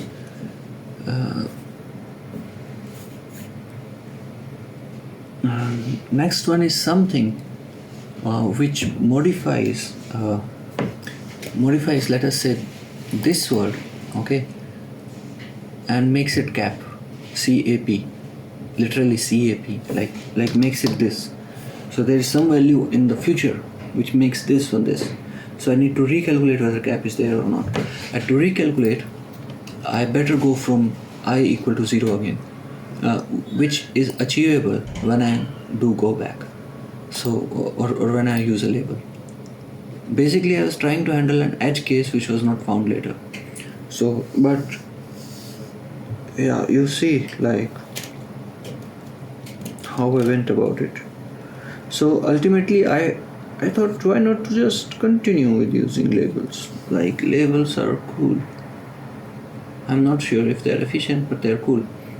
Efficient would be if I also put like in this particular case, because there is no edge case, so efficient would be if I also put a variable to hold a value and I make I equal to that variable and I change that variable's value on exit. But that's equal to the break statement. So just use break if you want. As far as I'm concerned, I use the labels. I'm comfortable in using the labels.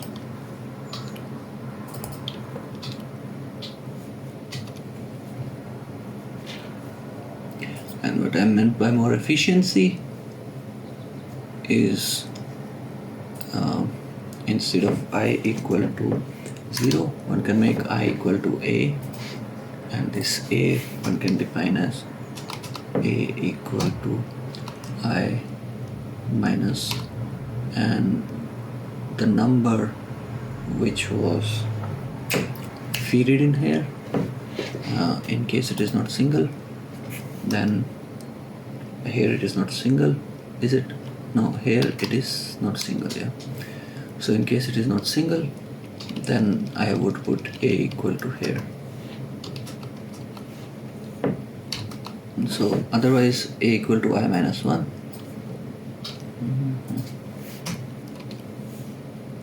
In case it is single, A equal to I minus 1. Or in case it is not single and A needs to declare here, A equal to 0, right? And okay, so in case it is in case it is not single, then A equal to minus 1 would be the ones it has modified, plus the ones it has modified, plus the number of modifications. It's better it starts from there. So number of modifications would be 1, 2, okay, I minus 1 or I minus number of modifications. 1 is by default.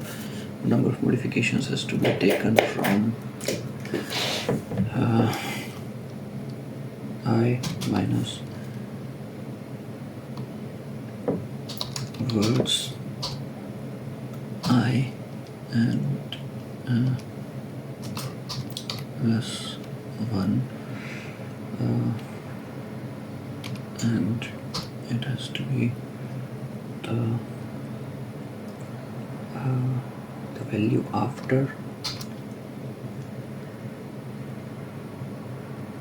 after 0, which is counting from 1, and then it has to be converted to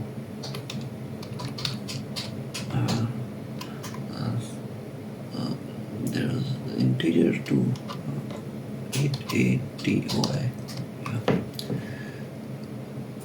and now it needs to be converted, and it was ATOI. What the hell? I don't know. I think it was ATOI. Let me check.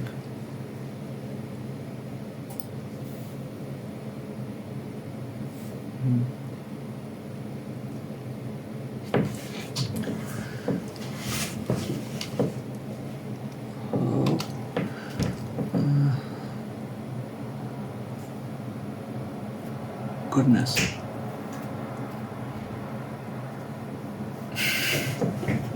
crazy, I'm crazy, I'm crazy, I'm crazy, I'm crazy. How much my brain is jamming right now? I'm crazy.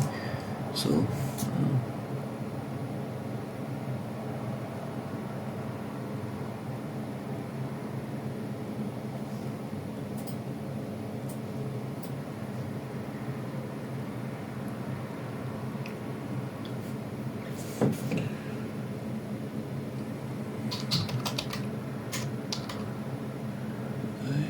is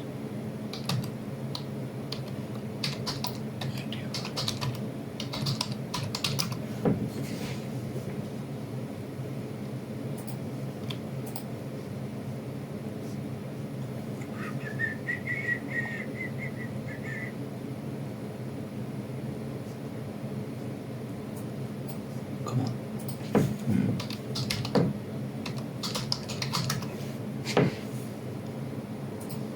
Okay, it has to be string convert.atui. Okay, go then. That's what I need to do. It was a different package altogether. And here we go. And here we go. ATUI takes a value type integer where single value is expected. Really?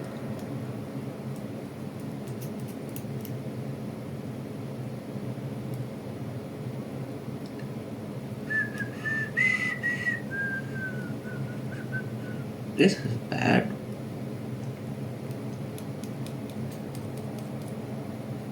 Where a single value is expected.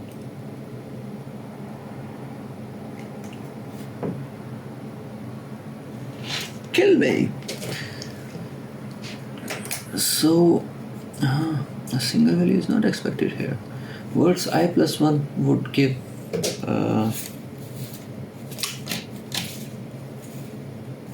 okay, I just have to strip the last one. To strip the last one, I could do like this. Length of words I plus 1.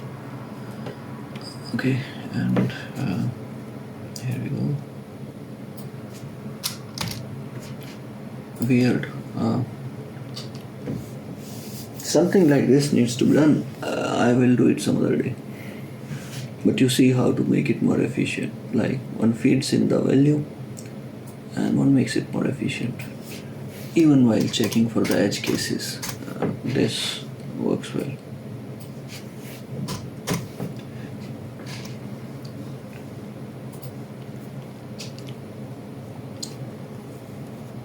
So actually, I don't know, I was thinking like ATUI just converts any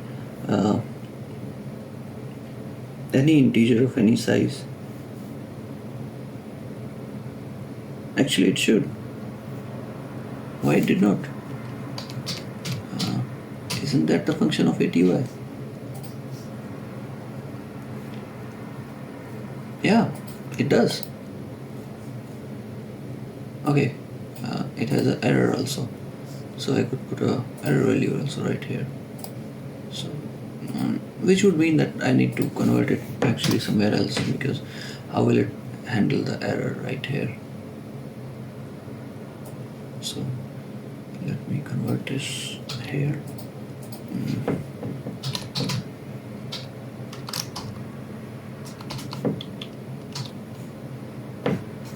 And then of course we would want this, and then we will go for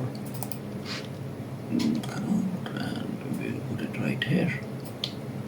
And yeah, so this is an efficient method of doing it, of running the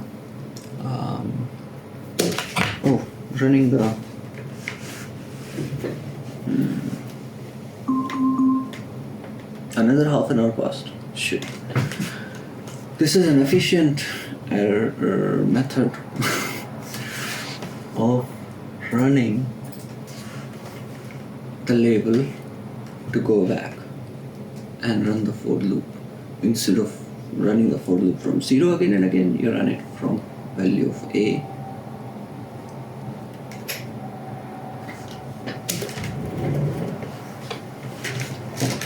which is as good as break, but better in the edge cases. But those edge cases are not provided to us. But anyway, I prefer this. So now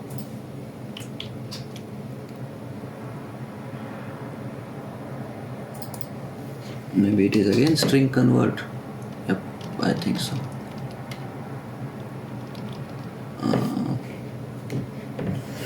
So what is words I minus 1? Words I minus 1 has to be the right thing, and I has not been provided. Shit. Of course.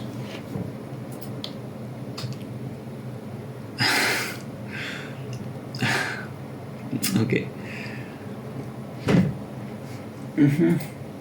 So one capitalizes, and to capitalize, what one does is like one goes to the words and one modifies the words according to capitalize, which is like words. Let me search how to capitalize. Okay. So what was the cap doing? I don't know. There was an up and there was a cap. They were different.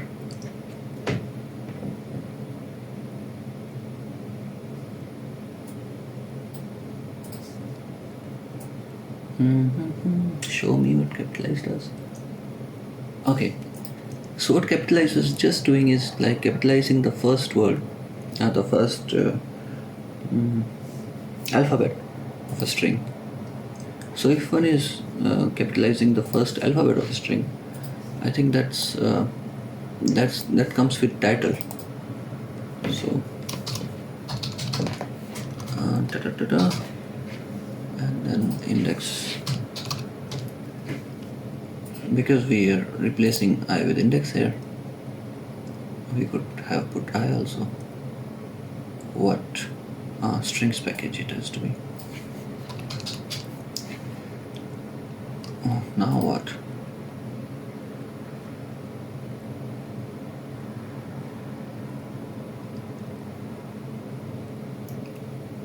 Is words bool value is not used. Bool value is used right here. Just a second. Let me think about it, what it is trying to say to me. Bool value is not used. I wonder how.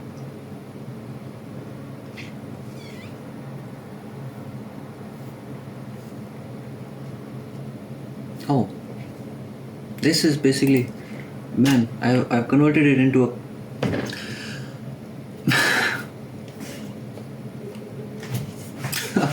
shit. Okay, we got it.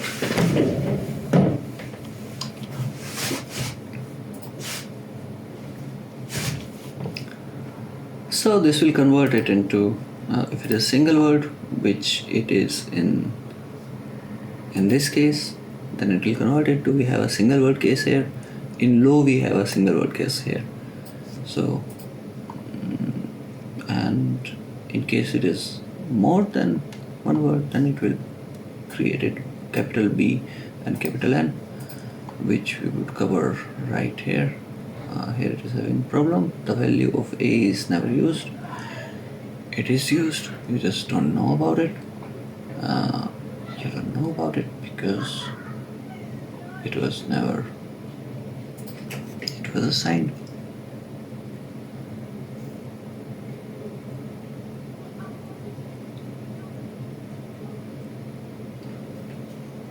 Why?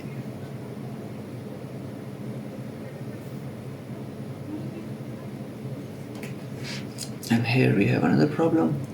Variable in loop condition never changes. It changes. You just are not aware of it. Wait a second. What it is trying to tell me is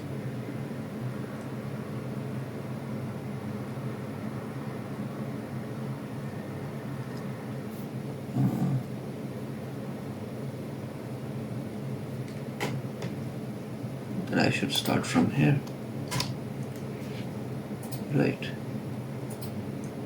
And then I can be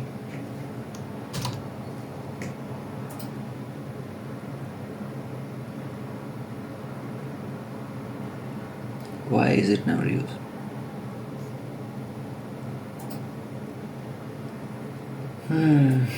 Goodness. And now suddenly it is used. Wow.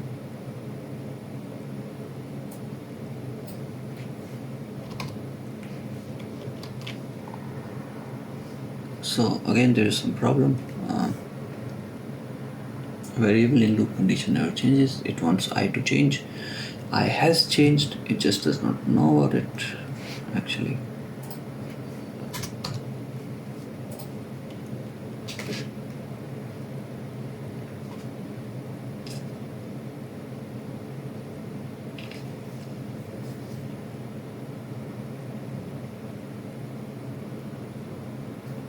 Okay, I'll figure this thing out later.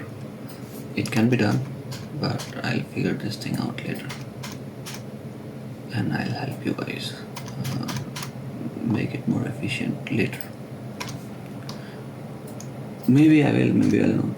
It is just too much to use my mind in this one right now. So we changed the capitalized word, and now if we go, let us say else statement, because one thing was already true, so we already returned the words here. Because it was single, so we don't need to do many things here. That's it. Else, what happens that else we go to the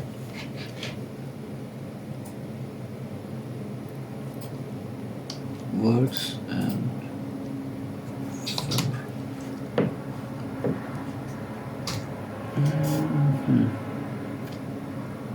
yeah, else we run a for loop. Else we run a for loop to go through how many words are there, right? And as many words are there, we need to do it. So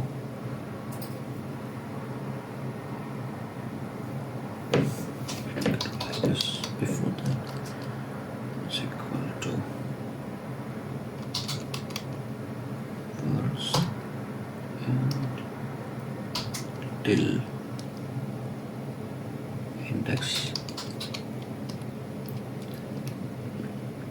because index has to be covered, and plus words from index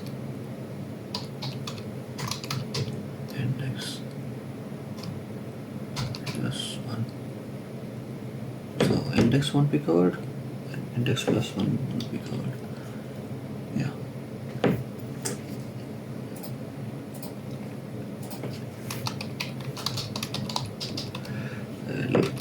Delete cap and actually in single one doesn't need to delete more.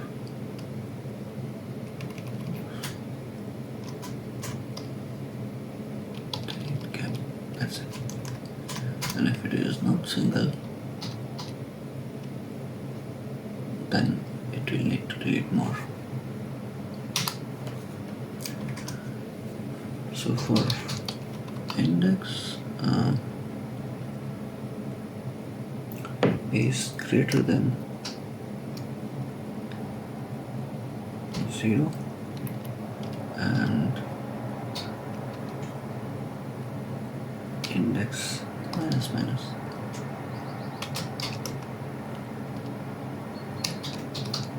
Index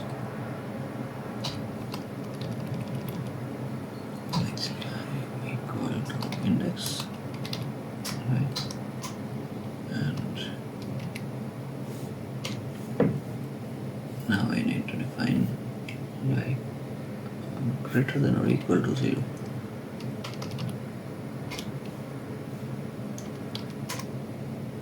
Greater than or equal to 0, then it should work. And now we need to just capitalize those words which are at the index. So the same thing we're gonna do, but instead of index minus 1, we will do I minus 1 and I minus 1. And where are we getting the index from? Here. We have to get the index from somewhere. Let me check what is being passed as index. So capitalize words, index I. It did not have to be I, it had to be I. And that had to be I. That had to be 1. Man.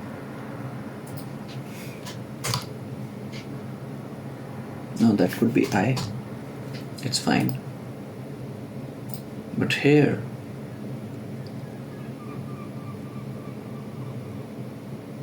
I have to take the value here then. It was better to actually take the value from here itself. But I let it be now that I am here. So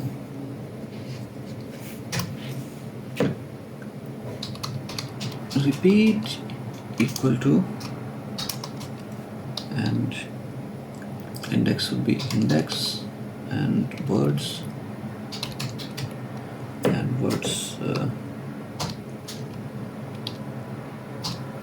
index plus 1, and in index plus 1 I need to take out the last word, which would mean that length of words minus 1. Oh no, length of words actually. Length of words should be sufficient? No, length of words is not sufficient. Minus 1. So, and then we need to use the repeat. How many times we need to repeat? So,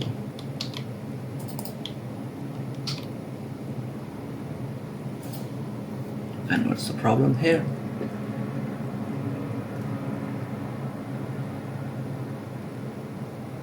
Repeat is a string. How?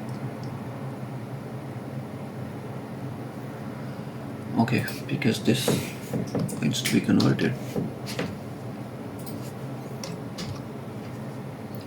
So we go back to our old tactic, string convert dot ma. There we go. GOI. And now what's the problem, dude?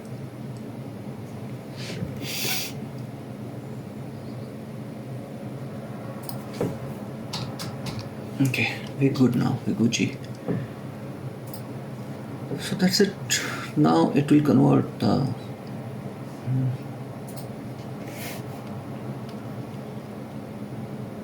so words is done, and now I repeat. Okay, and it is repeating from I minus 1, and it always goes to I minus 1. Wait a second. That's the thing.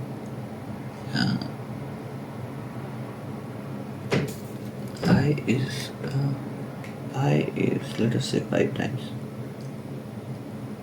So it goes, no, it does not has to go to I minus 1. It has to go to index minus I.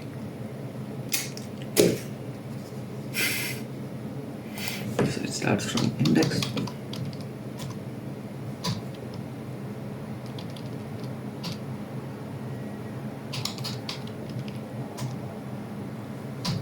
And now once it is done with that word, then it should also delete that word. So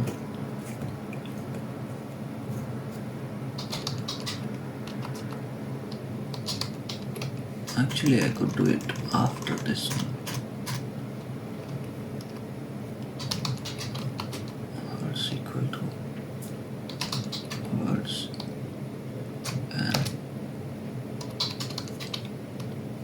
from the index, and yeah, and the next word, that's it.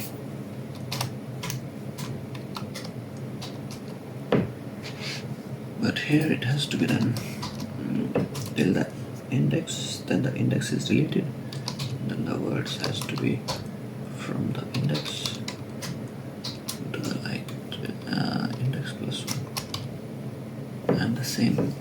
Same.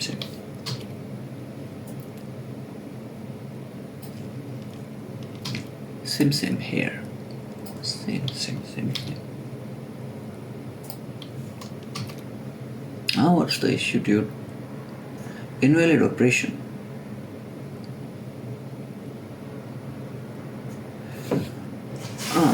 Operator plus. Of course, plus is not defined. And here we go. No. Words equal to words. Okay. And words is a slice of string. So I could. What could I do? Why it is not defined?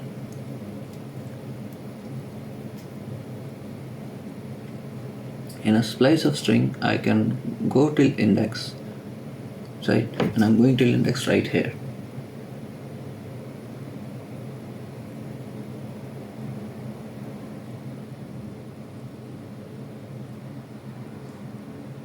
Index is an integer.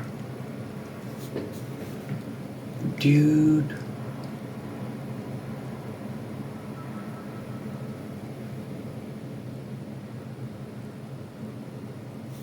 It is value of type string, right?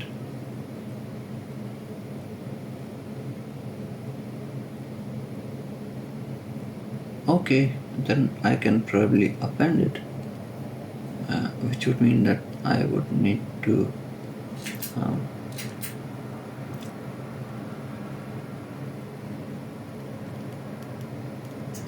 first make the word empty, which is weird. So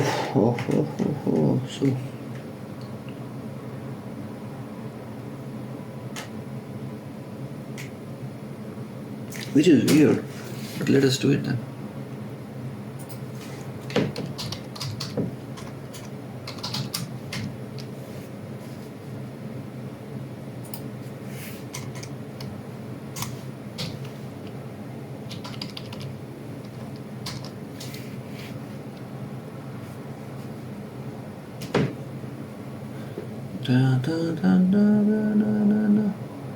Value of type string.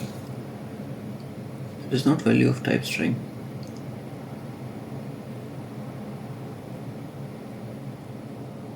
It is not value of type string. I'm sorry. Something is wrong with you guys. No, that is absolutely as string value. Oh shit. Really? I need to take a string value out of it and every time append. That would be amazing. But why can't I? How do I concatenate to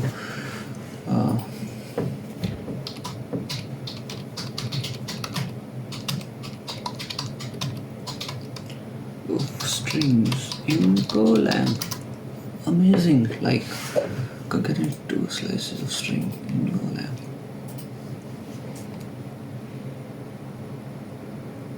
Here it says that one can append. Dude, there is some problem with you guys.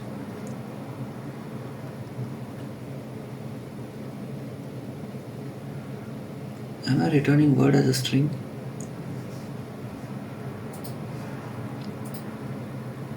No.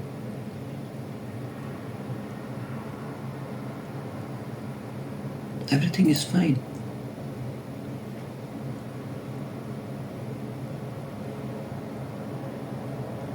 This should work fine.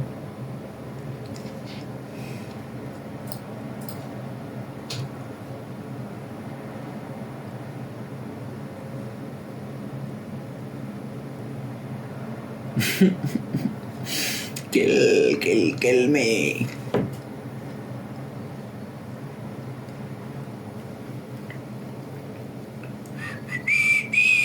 This is extremely bad. Like, I think it will take 3 hours now to do this, and maybe even 4. I was not expecting this. I'm sorry. Sorry, guys. I'll make another video also, which will be a shorter version probably. Actually, I might not. Just even doing this was like quite difficult task, because I don't feel like coming in front of computer and coding nowadays. It's just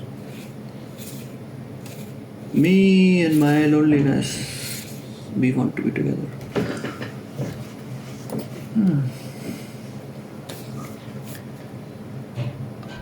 Words index +1.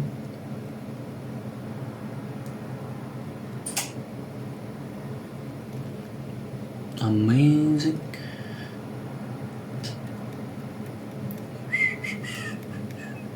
Oh, never thought about it.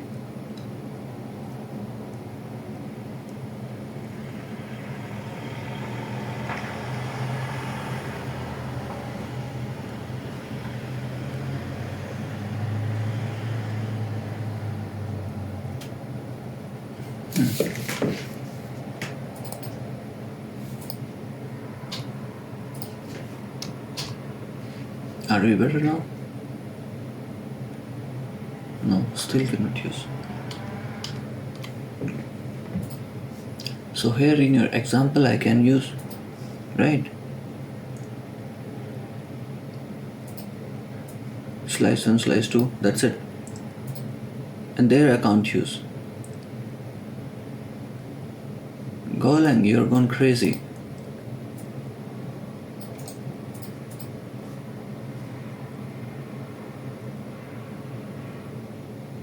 Oh, okay. Tick, tick, tick. Let me try this one then. But I'm using append, right? APPEND. APPEND. Okay.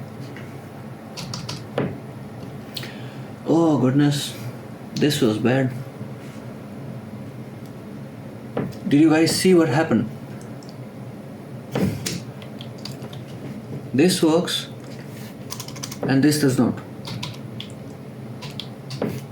Basically, it'll take so many strings, elements from the words, and it works. Otherwise, it does not. I mean, why? According to them, it should work either way. It should work just like this as well. Somebody could explain me. Somebody who is watching this could call me, explain me what just happened and why. Okay. We move forward now. The same problem would happen here probably. And words is equal to words index. Again the problem is that words not defined, operator plus not defined, word index operator plus is defined here.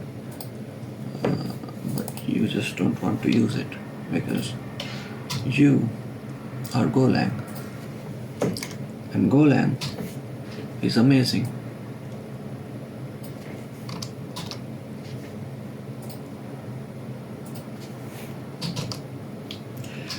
Okay, done. So this should work. Let us run it. There is some problem, some amazing problem. Let us come back to it.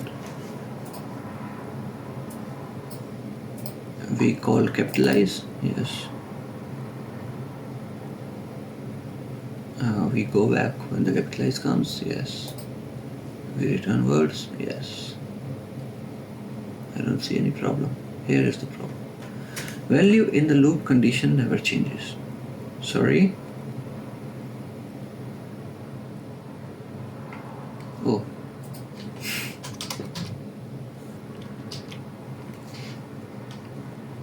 Sorry again. It changes, dude.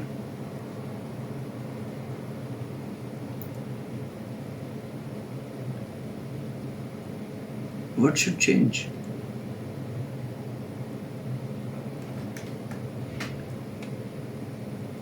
According to them, I doesn't change. It changes on every iteration.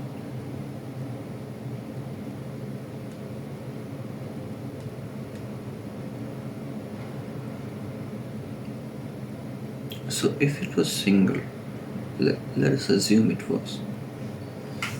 Oh, it should not go back here. Yeah, that's the issue. It should go back here, or it should go back here. But tell me one thing. What does it mean here? Till I is less than length of this, I should be fine. Yeah, it is fine. Okay. There was the issue. Infinite loop. Ta-da, ta-da, ta-da, ta-da, errors! Okay.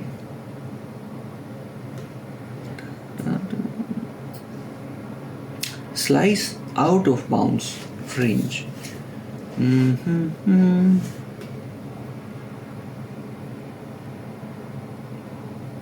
With length 2. How can there be length 2 when it matched the cap? It can't be. You're mistaken. Line 88.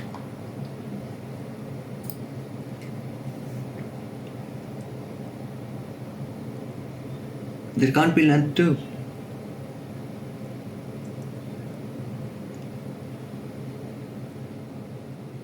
Oh, there can be. Yeah, of course there can be. Because I'm checking like this. Oh, you see what happened? So basically, I'm checking on every word psi.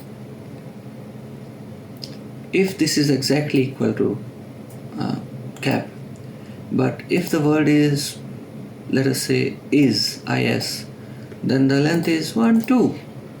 And it gets out of bound because it is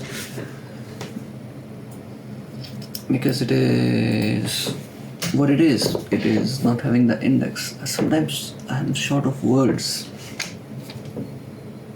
I have to get better in this. I will get better in this. I am better in this already. I'm just losing myself nowadays. So if length of words,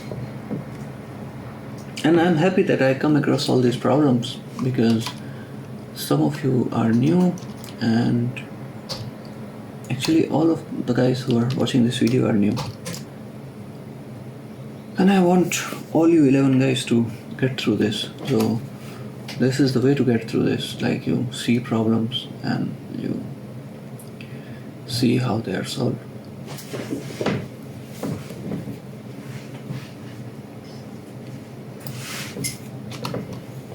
Is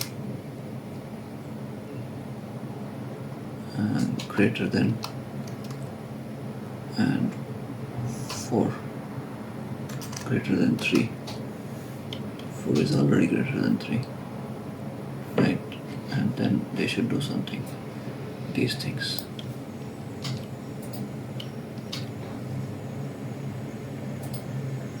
Right.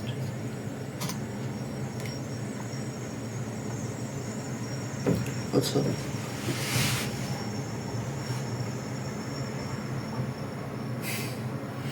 What's up?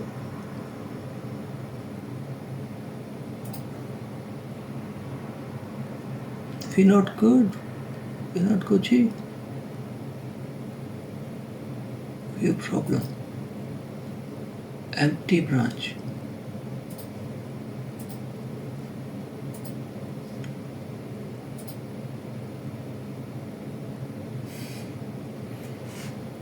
How is the branch empty?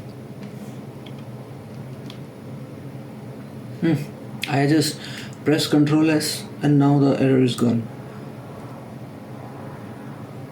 Basically, it was not an error. Okay, and now it should run. Again, some And this is after I have already done this exercise multiple times in multiple ways. I need to get better in explaining. So when I explain things, it becomes difficult for me because I have to think twice or thrice and then I confuse myself. So if I get better at explaining, I would get you guys through exercises how I do them, like without thinking much, just getting into it and doing it. When I take more time in thinking, when I'm explaining, I take more time in thinking. My voice is going away. My voice is going away. Oh, amazing. Okay.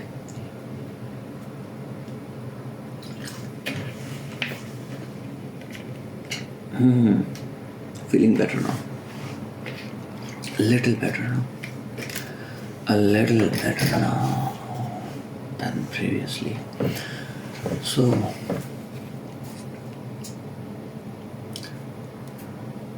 what happens is, like, when I do it myself, it's just that I don't have to stay so long with the logic of the thing. It is in my mind and I just flow through it very fast. But when I have to explain, I have to stop at each and every point to think about it. And probably I need to get good in this thing, in storing these temporary variables in my mind, where, okay, this much, once you think this much logic, okay, this is done, then we move to the next. So it seems my RAM is less, and that is why I run into this problem. Mind RAM, yeah, if there is such a thing.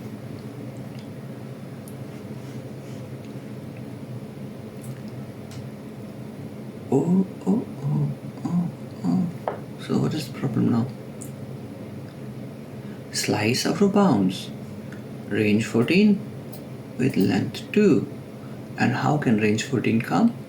Again, if I may ask you.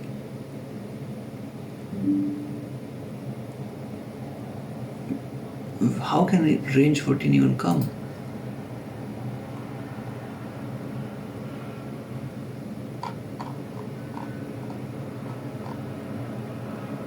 In my example, did I put somewhere 14?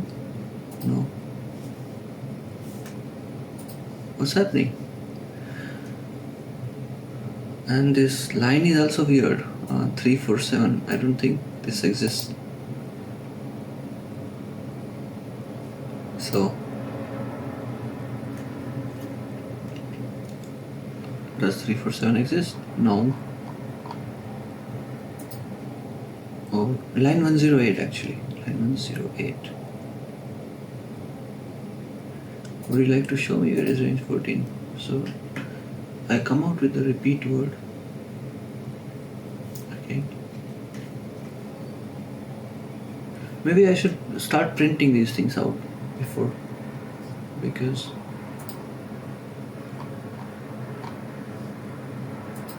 when I'm going through cap, I don't see any range 14. So why does it take range 14? So I should print it out first.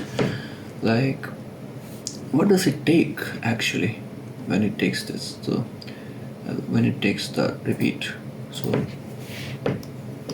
let me print out the repeat. Actually, it already becomes a problem here. Okay.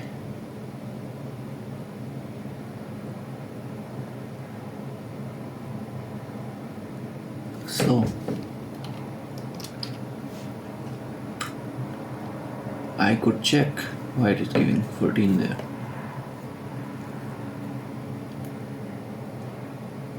Length of folds -1. Oh, dude, this is epic.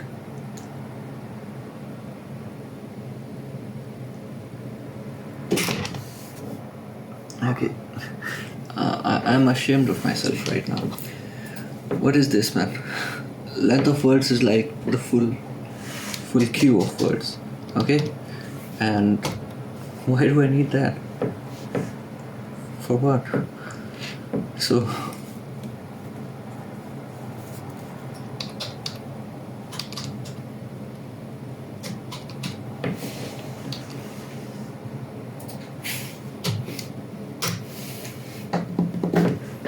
new problem. Index out of range 15, 112. I think it is the same problem. 112 words. No, this is amazing. This is a new problem. Repeat.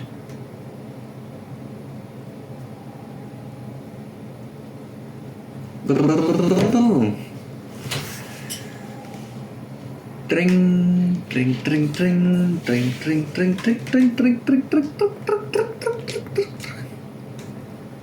Amazing. Dude,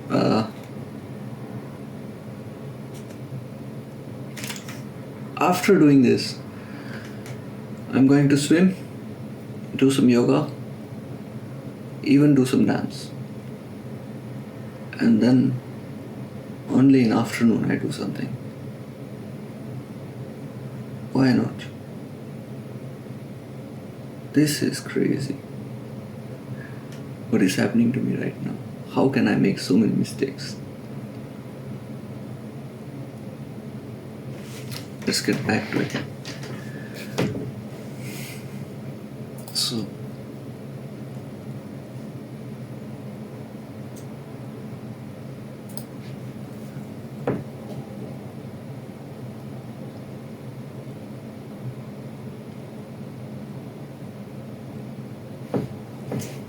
So it takes how many values to repeat, and from where does it take how many values to repeat?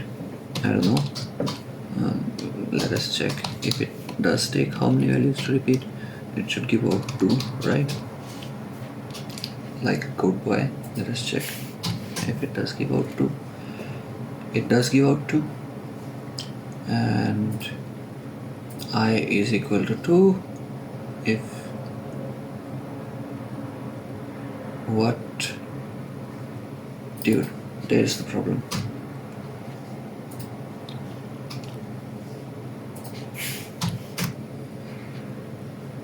Yeah, so I don't need this anymore. But this is my debugging fun. Like I get stuck somewhere, so I just start printing out, and I come to know till where I am right and where I am not right. There the print will give out unexpected values.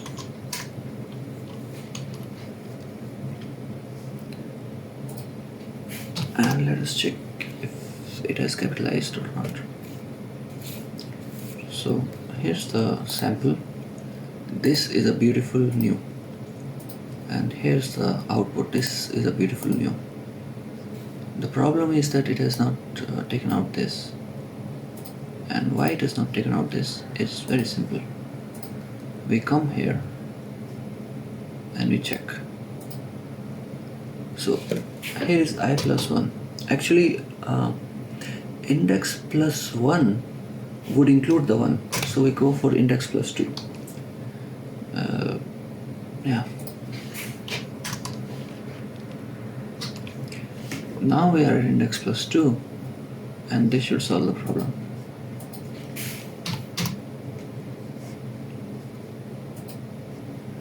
Here's the sample, and here's the result. So if you see carefully, then cab is gun, and this 2 is also gun. But why is this string gun is the question. This string should remain. So again, this string is here. Yeah, I thought it is gun, it is here. Me. Okay, cap is solved. Like this you will solve up also, low also, and hex also I can say, and bin also I can say. However, in hex and bin, somebody asked like how to write this. So how to write this function? Good question, very good question. And we write this function. Basically, it's a very simple function. It comes in string convert itself. So I'll show you.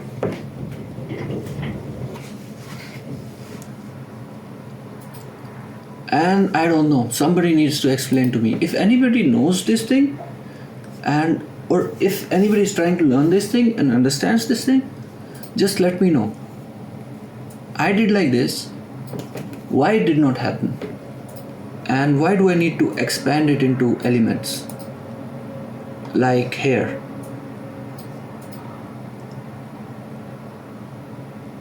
I mean, isn't it obvious to GoLang that it needs to be expanded? Why do I need to expand it?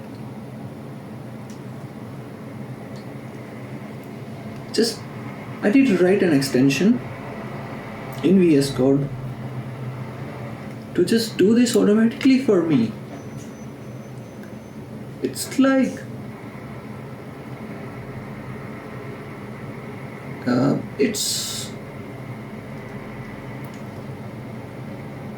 it basically becomes a bottleneck, to define the words exactly as they are, whereas we clearly know how they are, and expanding a thing or contracting a thing from the elements. I mean,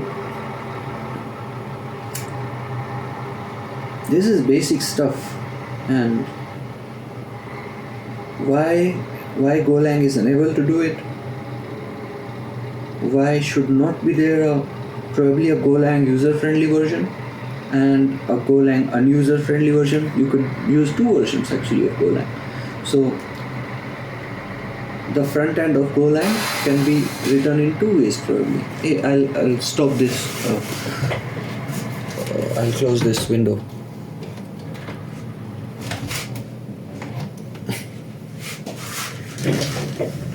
Sorry about this blah blah blah blah blah. I should stop this blah blah also. Why am I speaking all this? And I should stop wasting your guys' time. I should actually give you something useful. You're not here to listen to me telling about GoLang and why it is not doing this, why it should be like this. I could have my own problems. I could be not a good developer. That is the problem. So hex, we were talking about hex and bin. So hex and bin, basically they are the same kind of. So it basically will be by parse integer, okay?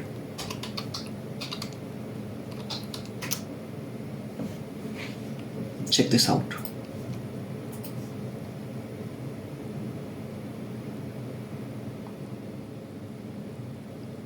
That's it. So this is your digital value, which is, I think this is hex. Let me check. Hex. Yeah, this is hex. Hex is hex is 16. So this is hex. And this is digital output, which is 1 to 10 when we count numbers from 1 to 10. And this is bin, binary, 0 and 1. In hex, there are 16. That's it. That's all there is to it. Nothing else. So, where we are writing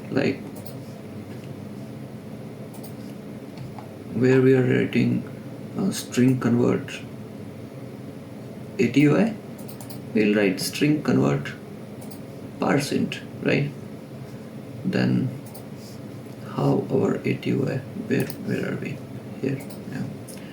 How our ATUI takes in the integer, yeah, it takes in a string and converts it into integer. Here we basically take in value which we have got. Like in the hex we will get 1e, which will be our element before where we detect. So in capitalize we needed to define this bool value is single. We don't need to define is single because is single is true. So basically this is true everywhere. So we don't need to define is single. We don't need to pass a bool in hex or in bin, because that is how you will get it in the assignment. You will not get hex 5 or hex 7, or you could define it even that way, that you could take hex 7 or hex 5 also, and you don't need to rewrite the whole function. You just need to change here hex, do hex or something, and put in the value as false, because it will always be false. No, it will always be true, so put in the value as true.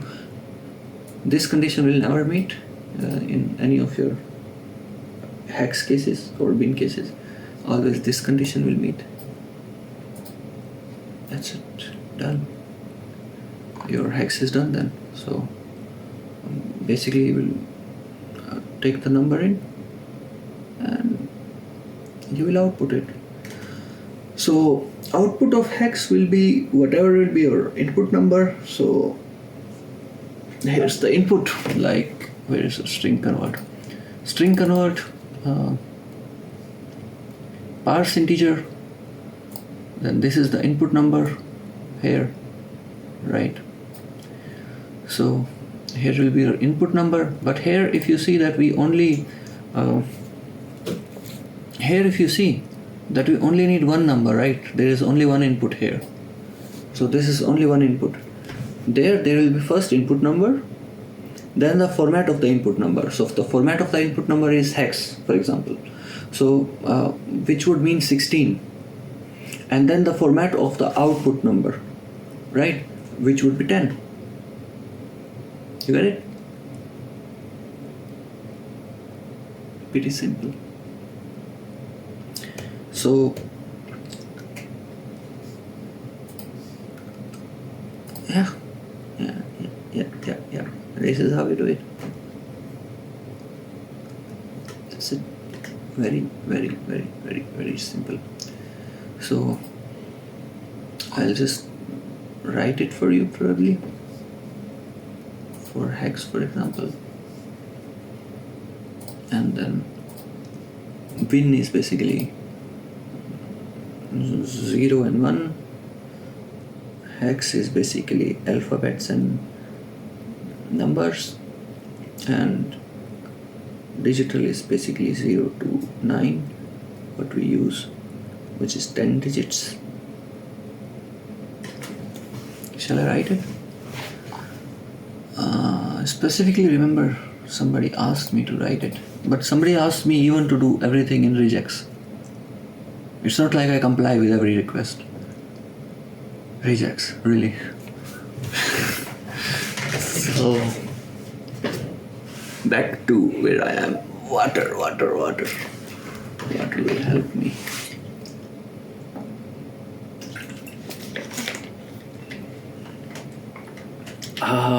So much better. I think if you ever need something to be expanded from 5 minutes to 3 hours, I'm your guy. What can be explained in 5 minutes, I can explain in 3 hours. Okay.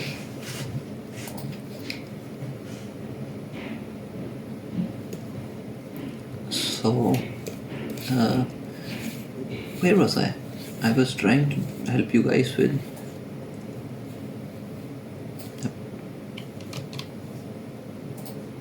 hex. Let us put another condition where it has to be greater than 3. Yes. And here has to be hex, and here has to be hex, and this is a new function we are just writing, and it will always be false, but why am I writing this? Just because then I can copy the function, which is an easier thing to do.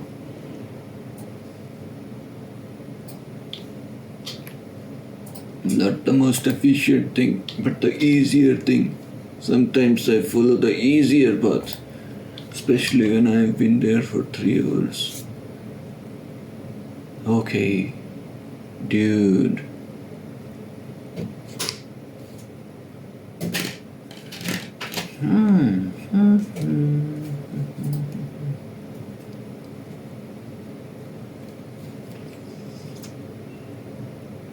Why am I confused?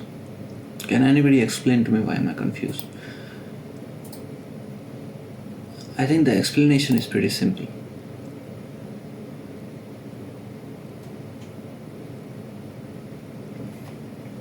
Basically, I'm looking for this, right? It will always be single, so it will always be true. I don't even need to look anywhere else actually, but let me go through that. How do I go through history? Is there a way to go through history? I don't even know. Is there a way to go through history?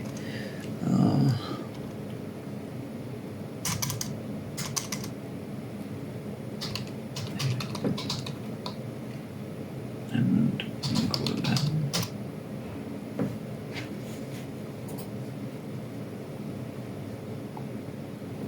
Here we go with our example. Da, da, da, da, da, da, da.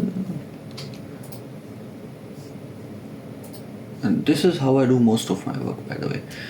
I go to the internet, I copy the code shamelessly, and then I paste it equally shamelessly. And then I modify it equally shamelessly. So, our string will go here, which would be, let me think about it. What would the string be? Excuse me. And this is digit, by the way. This is hex. So it will be 16. And that's fine. That's not a problem. But what should the string be? The string would be, I would convert it to hex first. Otherwise, I'll run into errors and then I would be like, hey. So index -1, right? And what is that index -1? At the words index -1, right? And that should be it. Let us see what is the problem. Cannot assign 2 values to one variable. Okay, you need an error. I got ya.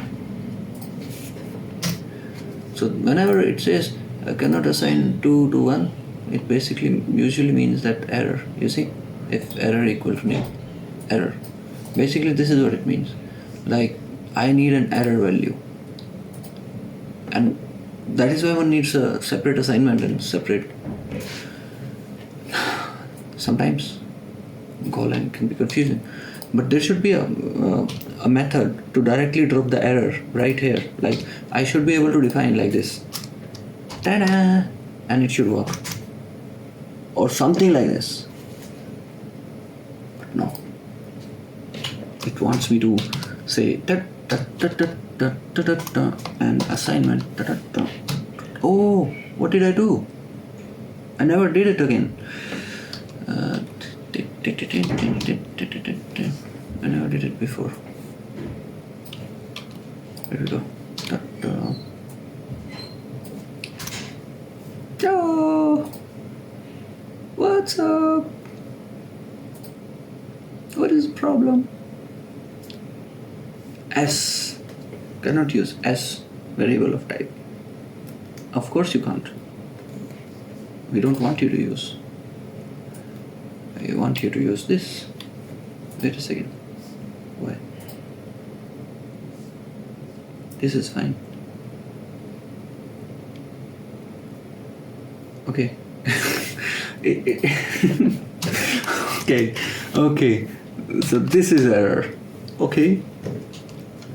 Can you use it now?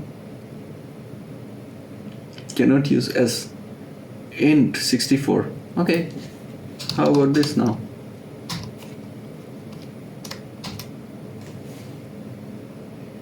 No, you cannot convert it? Or what? Okay. How about this now? IOTA? Yes. ITOA? Yes. Oh, please, please, please. So it is int 64 here. Although it should not be. Wait a second. But it is. Yeah, it would be. Actually, if I think about it, yes. So that int 64 needs to be converted to a string.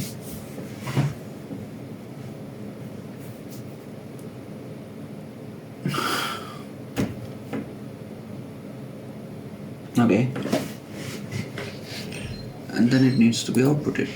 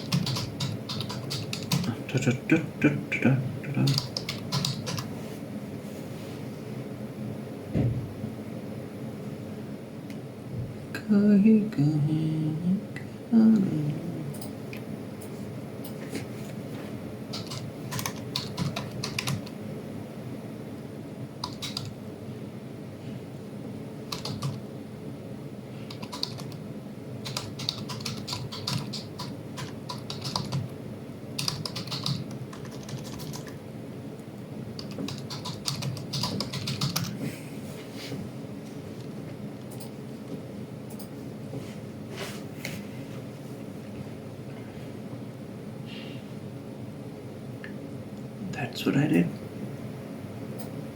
Dude. That's exactly what I did.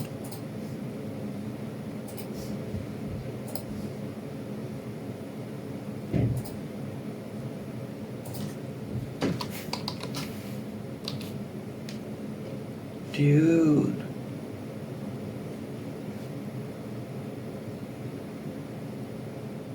That's exactly what I did.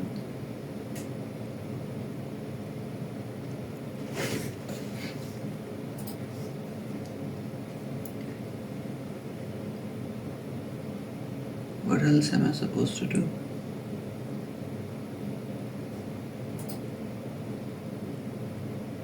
Okay. Okay, let it be for my int then.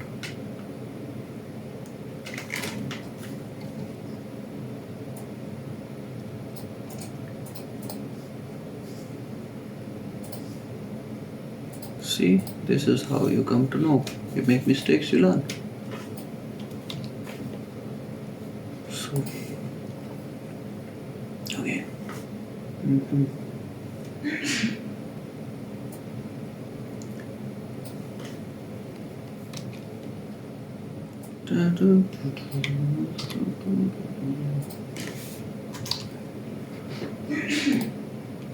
Gucci, right?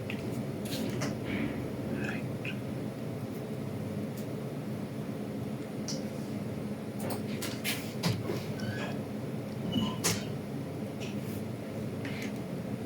Where was hex was used anywhere, by the way? Let me check. 1E. Oh, more than 3 hours now. Like, this is amazing.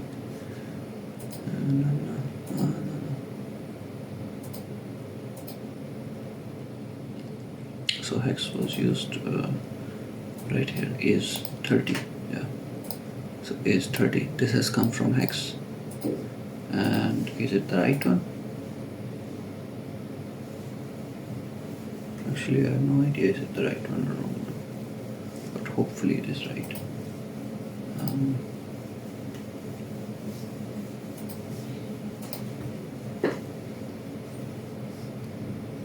Did I pick it up from somewhere?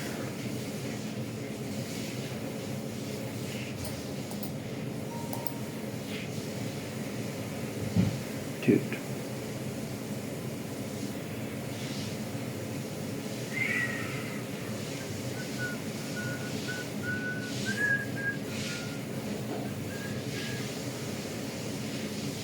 I wish I could write it directly here, but I can't. I can't.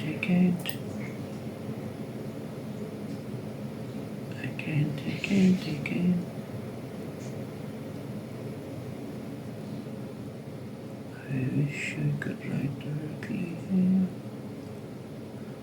Anyway, one E hex should be 30. Let us check online.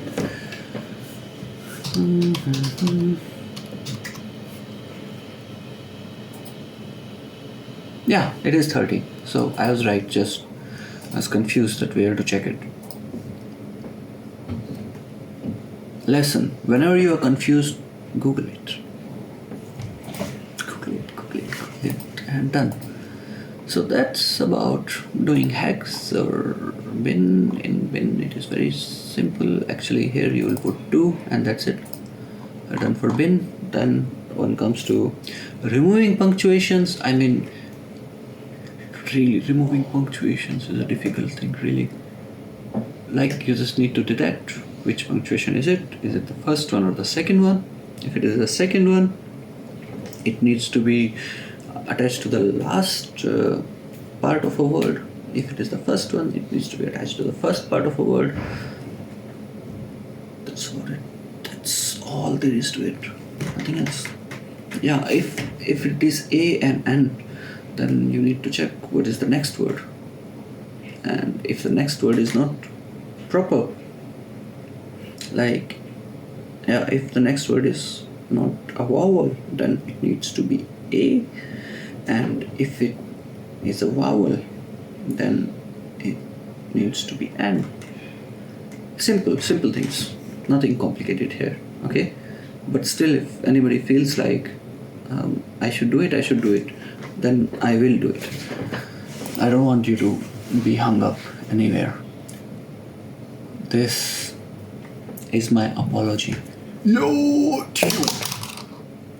Okay, sorry for taking 3 hours for this small exercise, but I hope I took you from zero, like really zero, to how to do it, and I came out with a process here, and I did a few things here, and that's about it, right?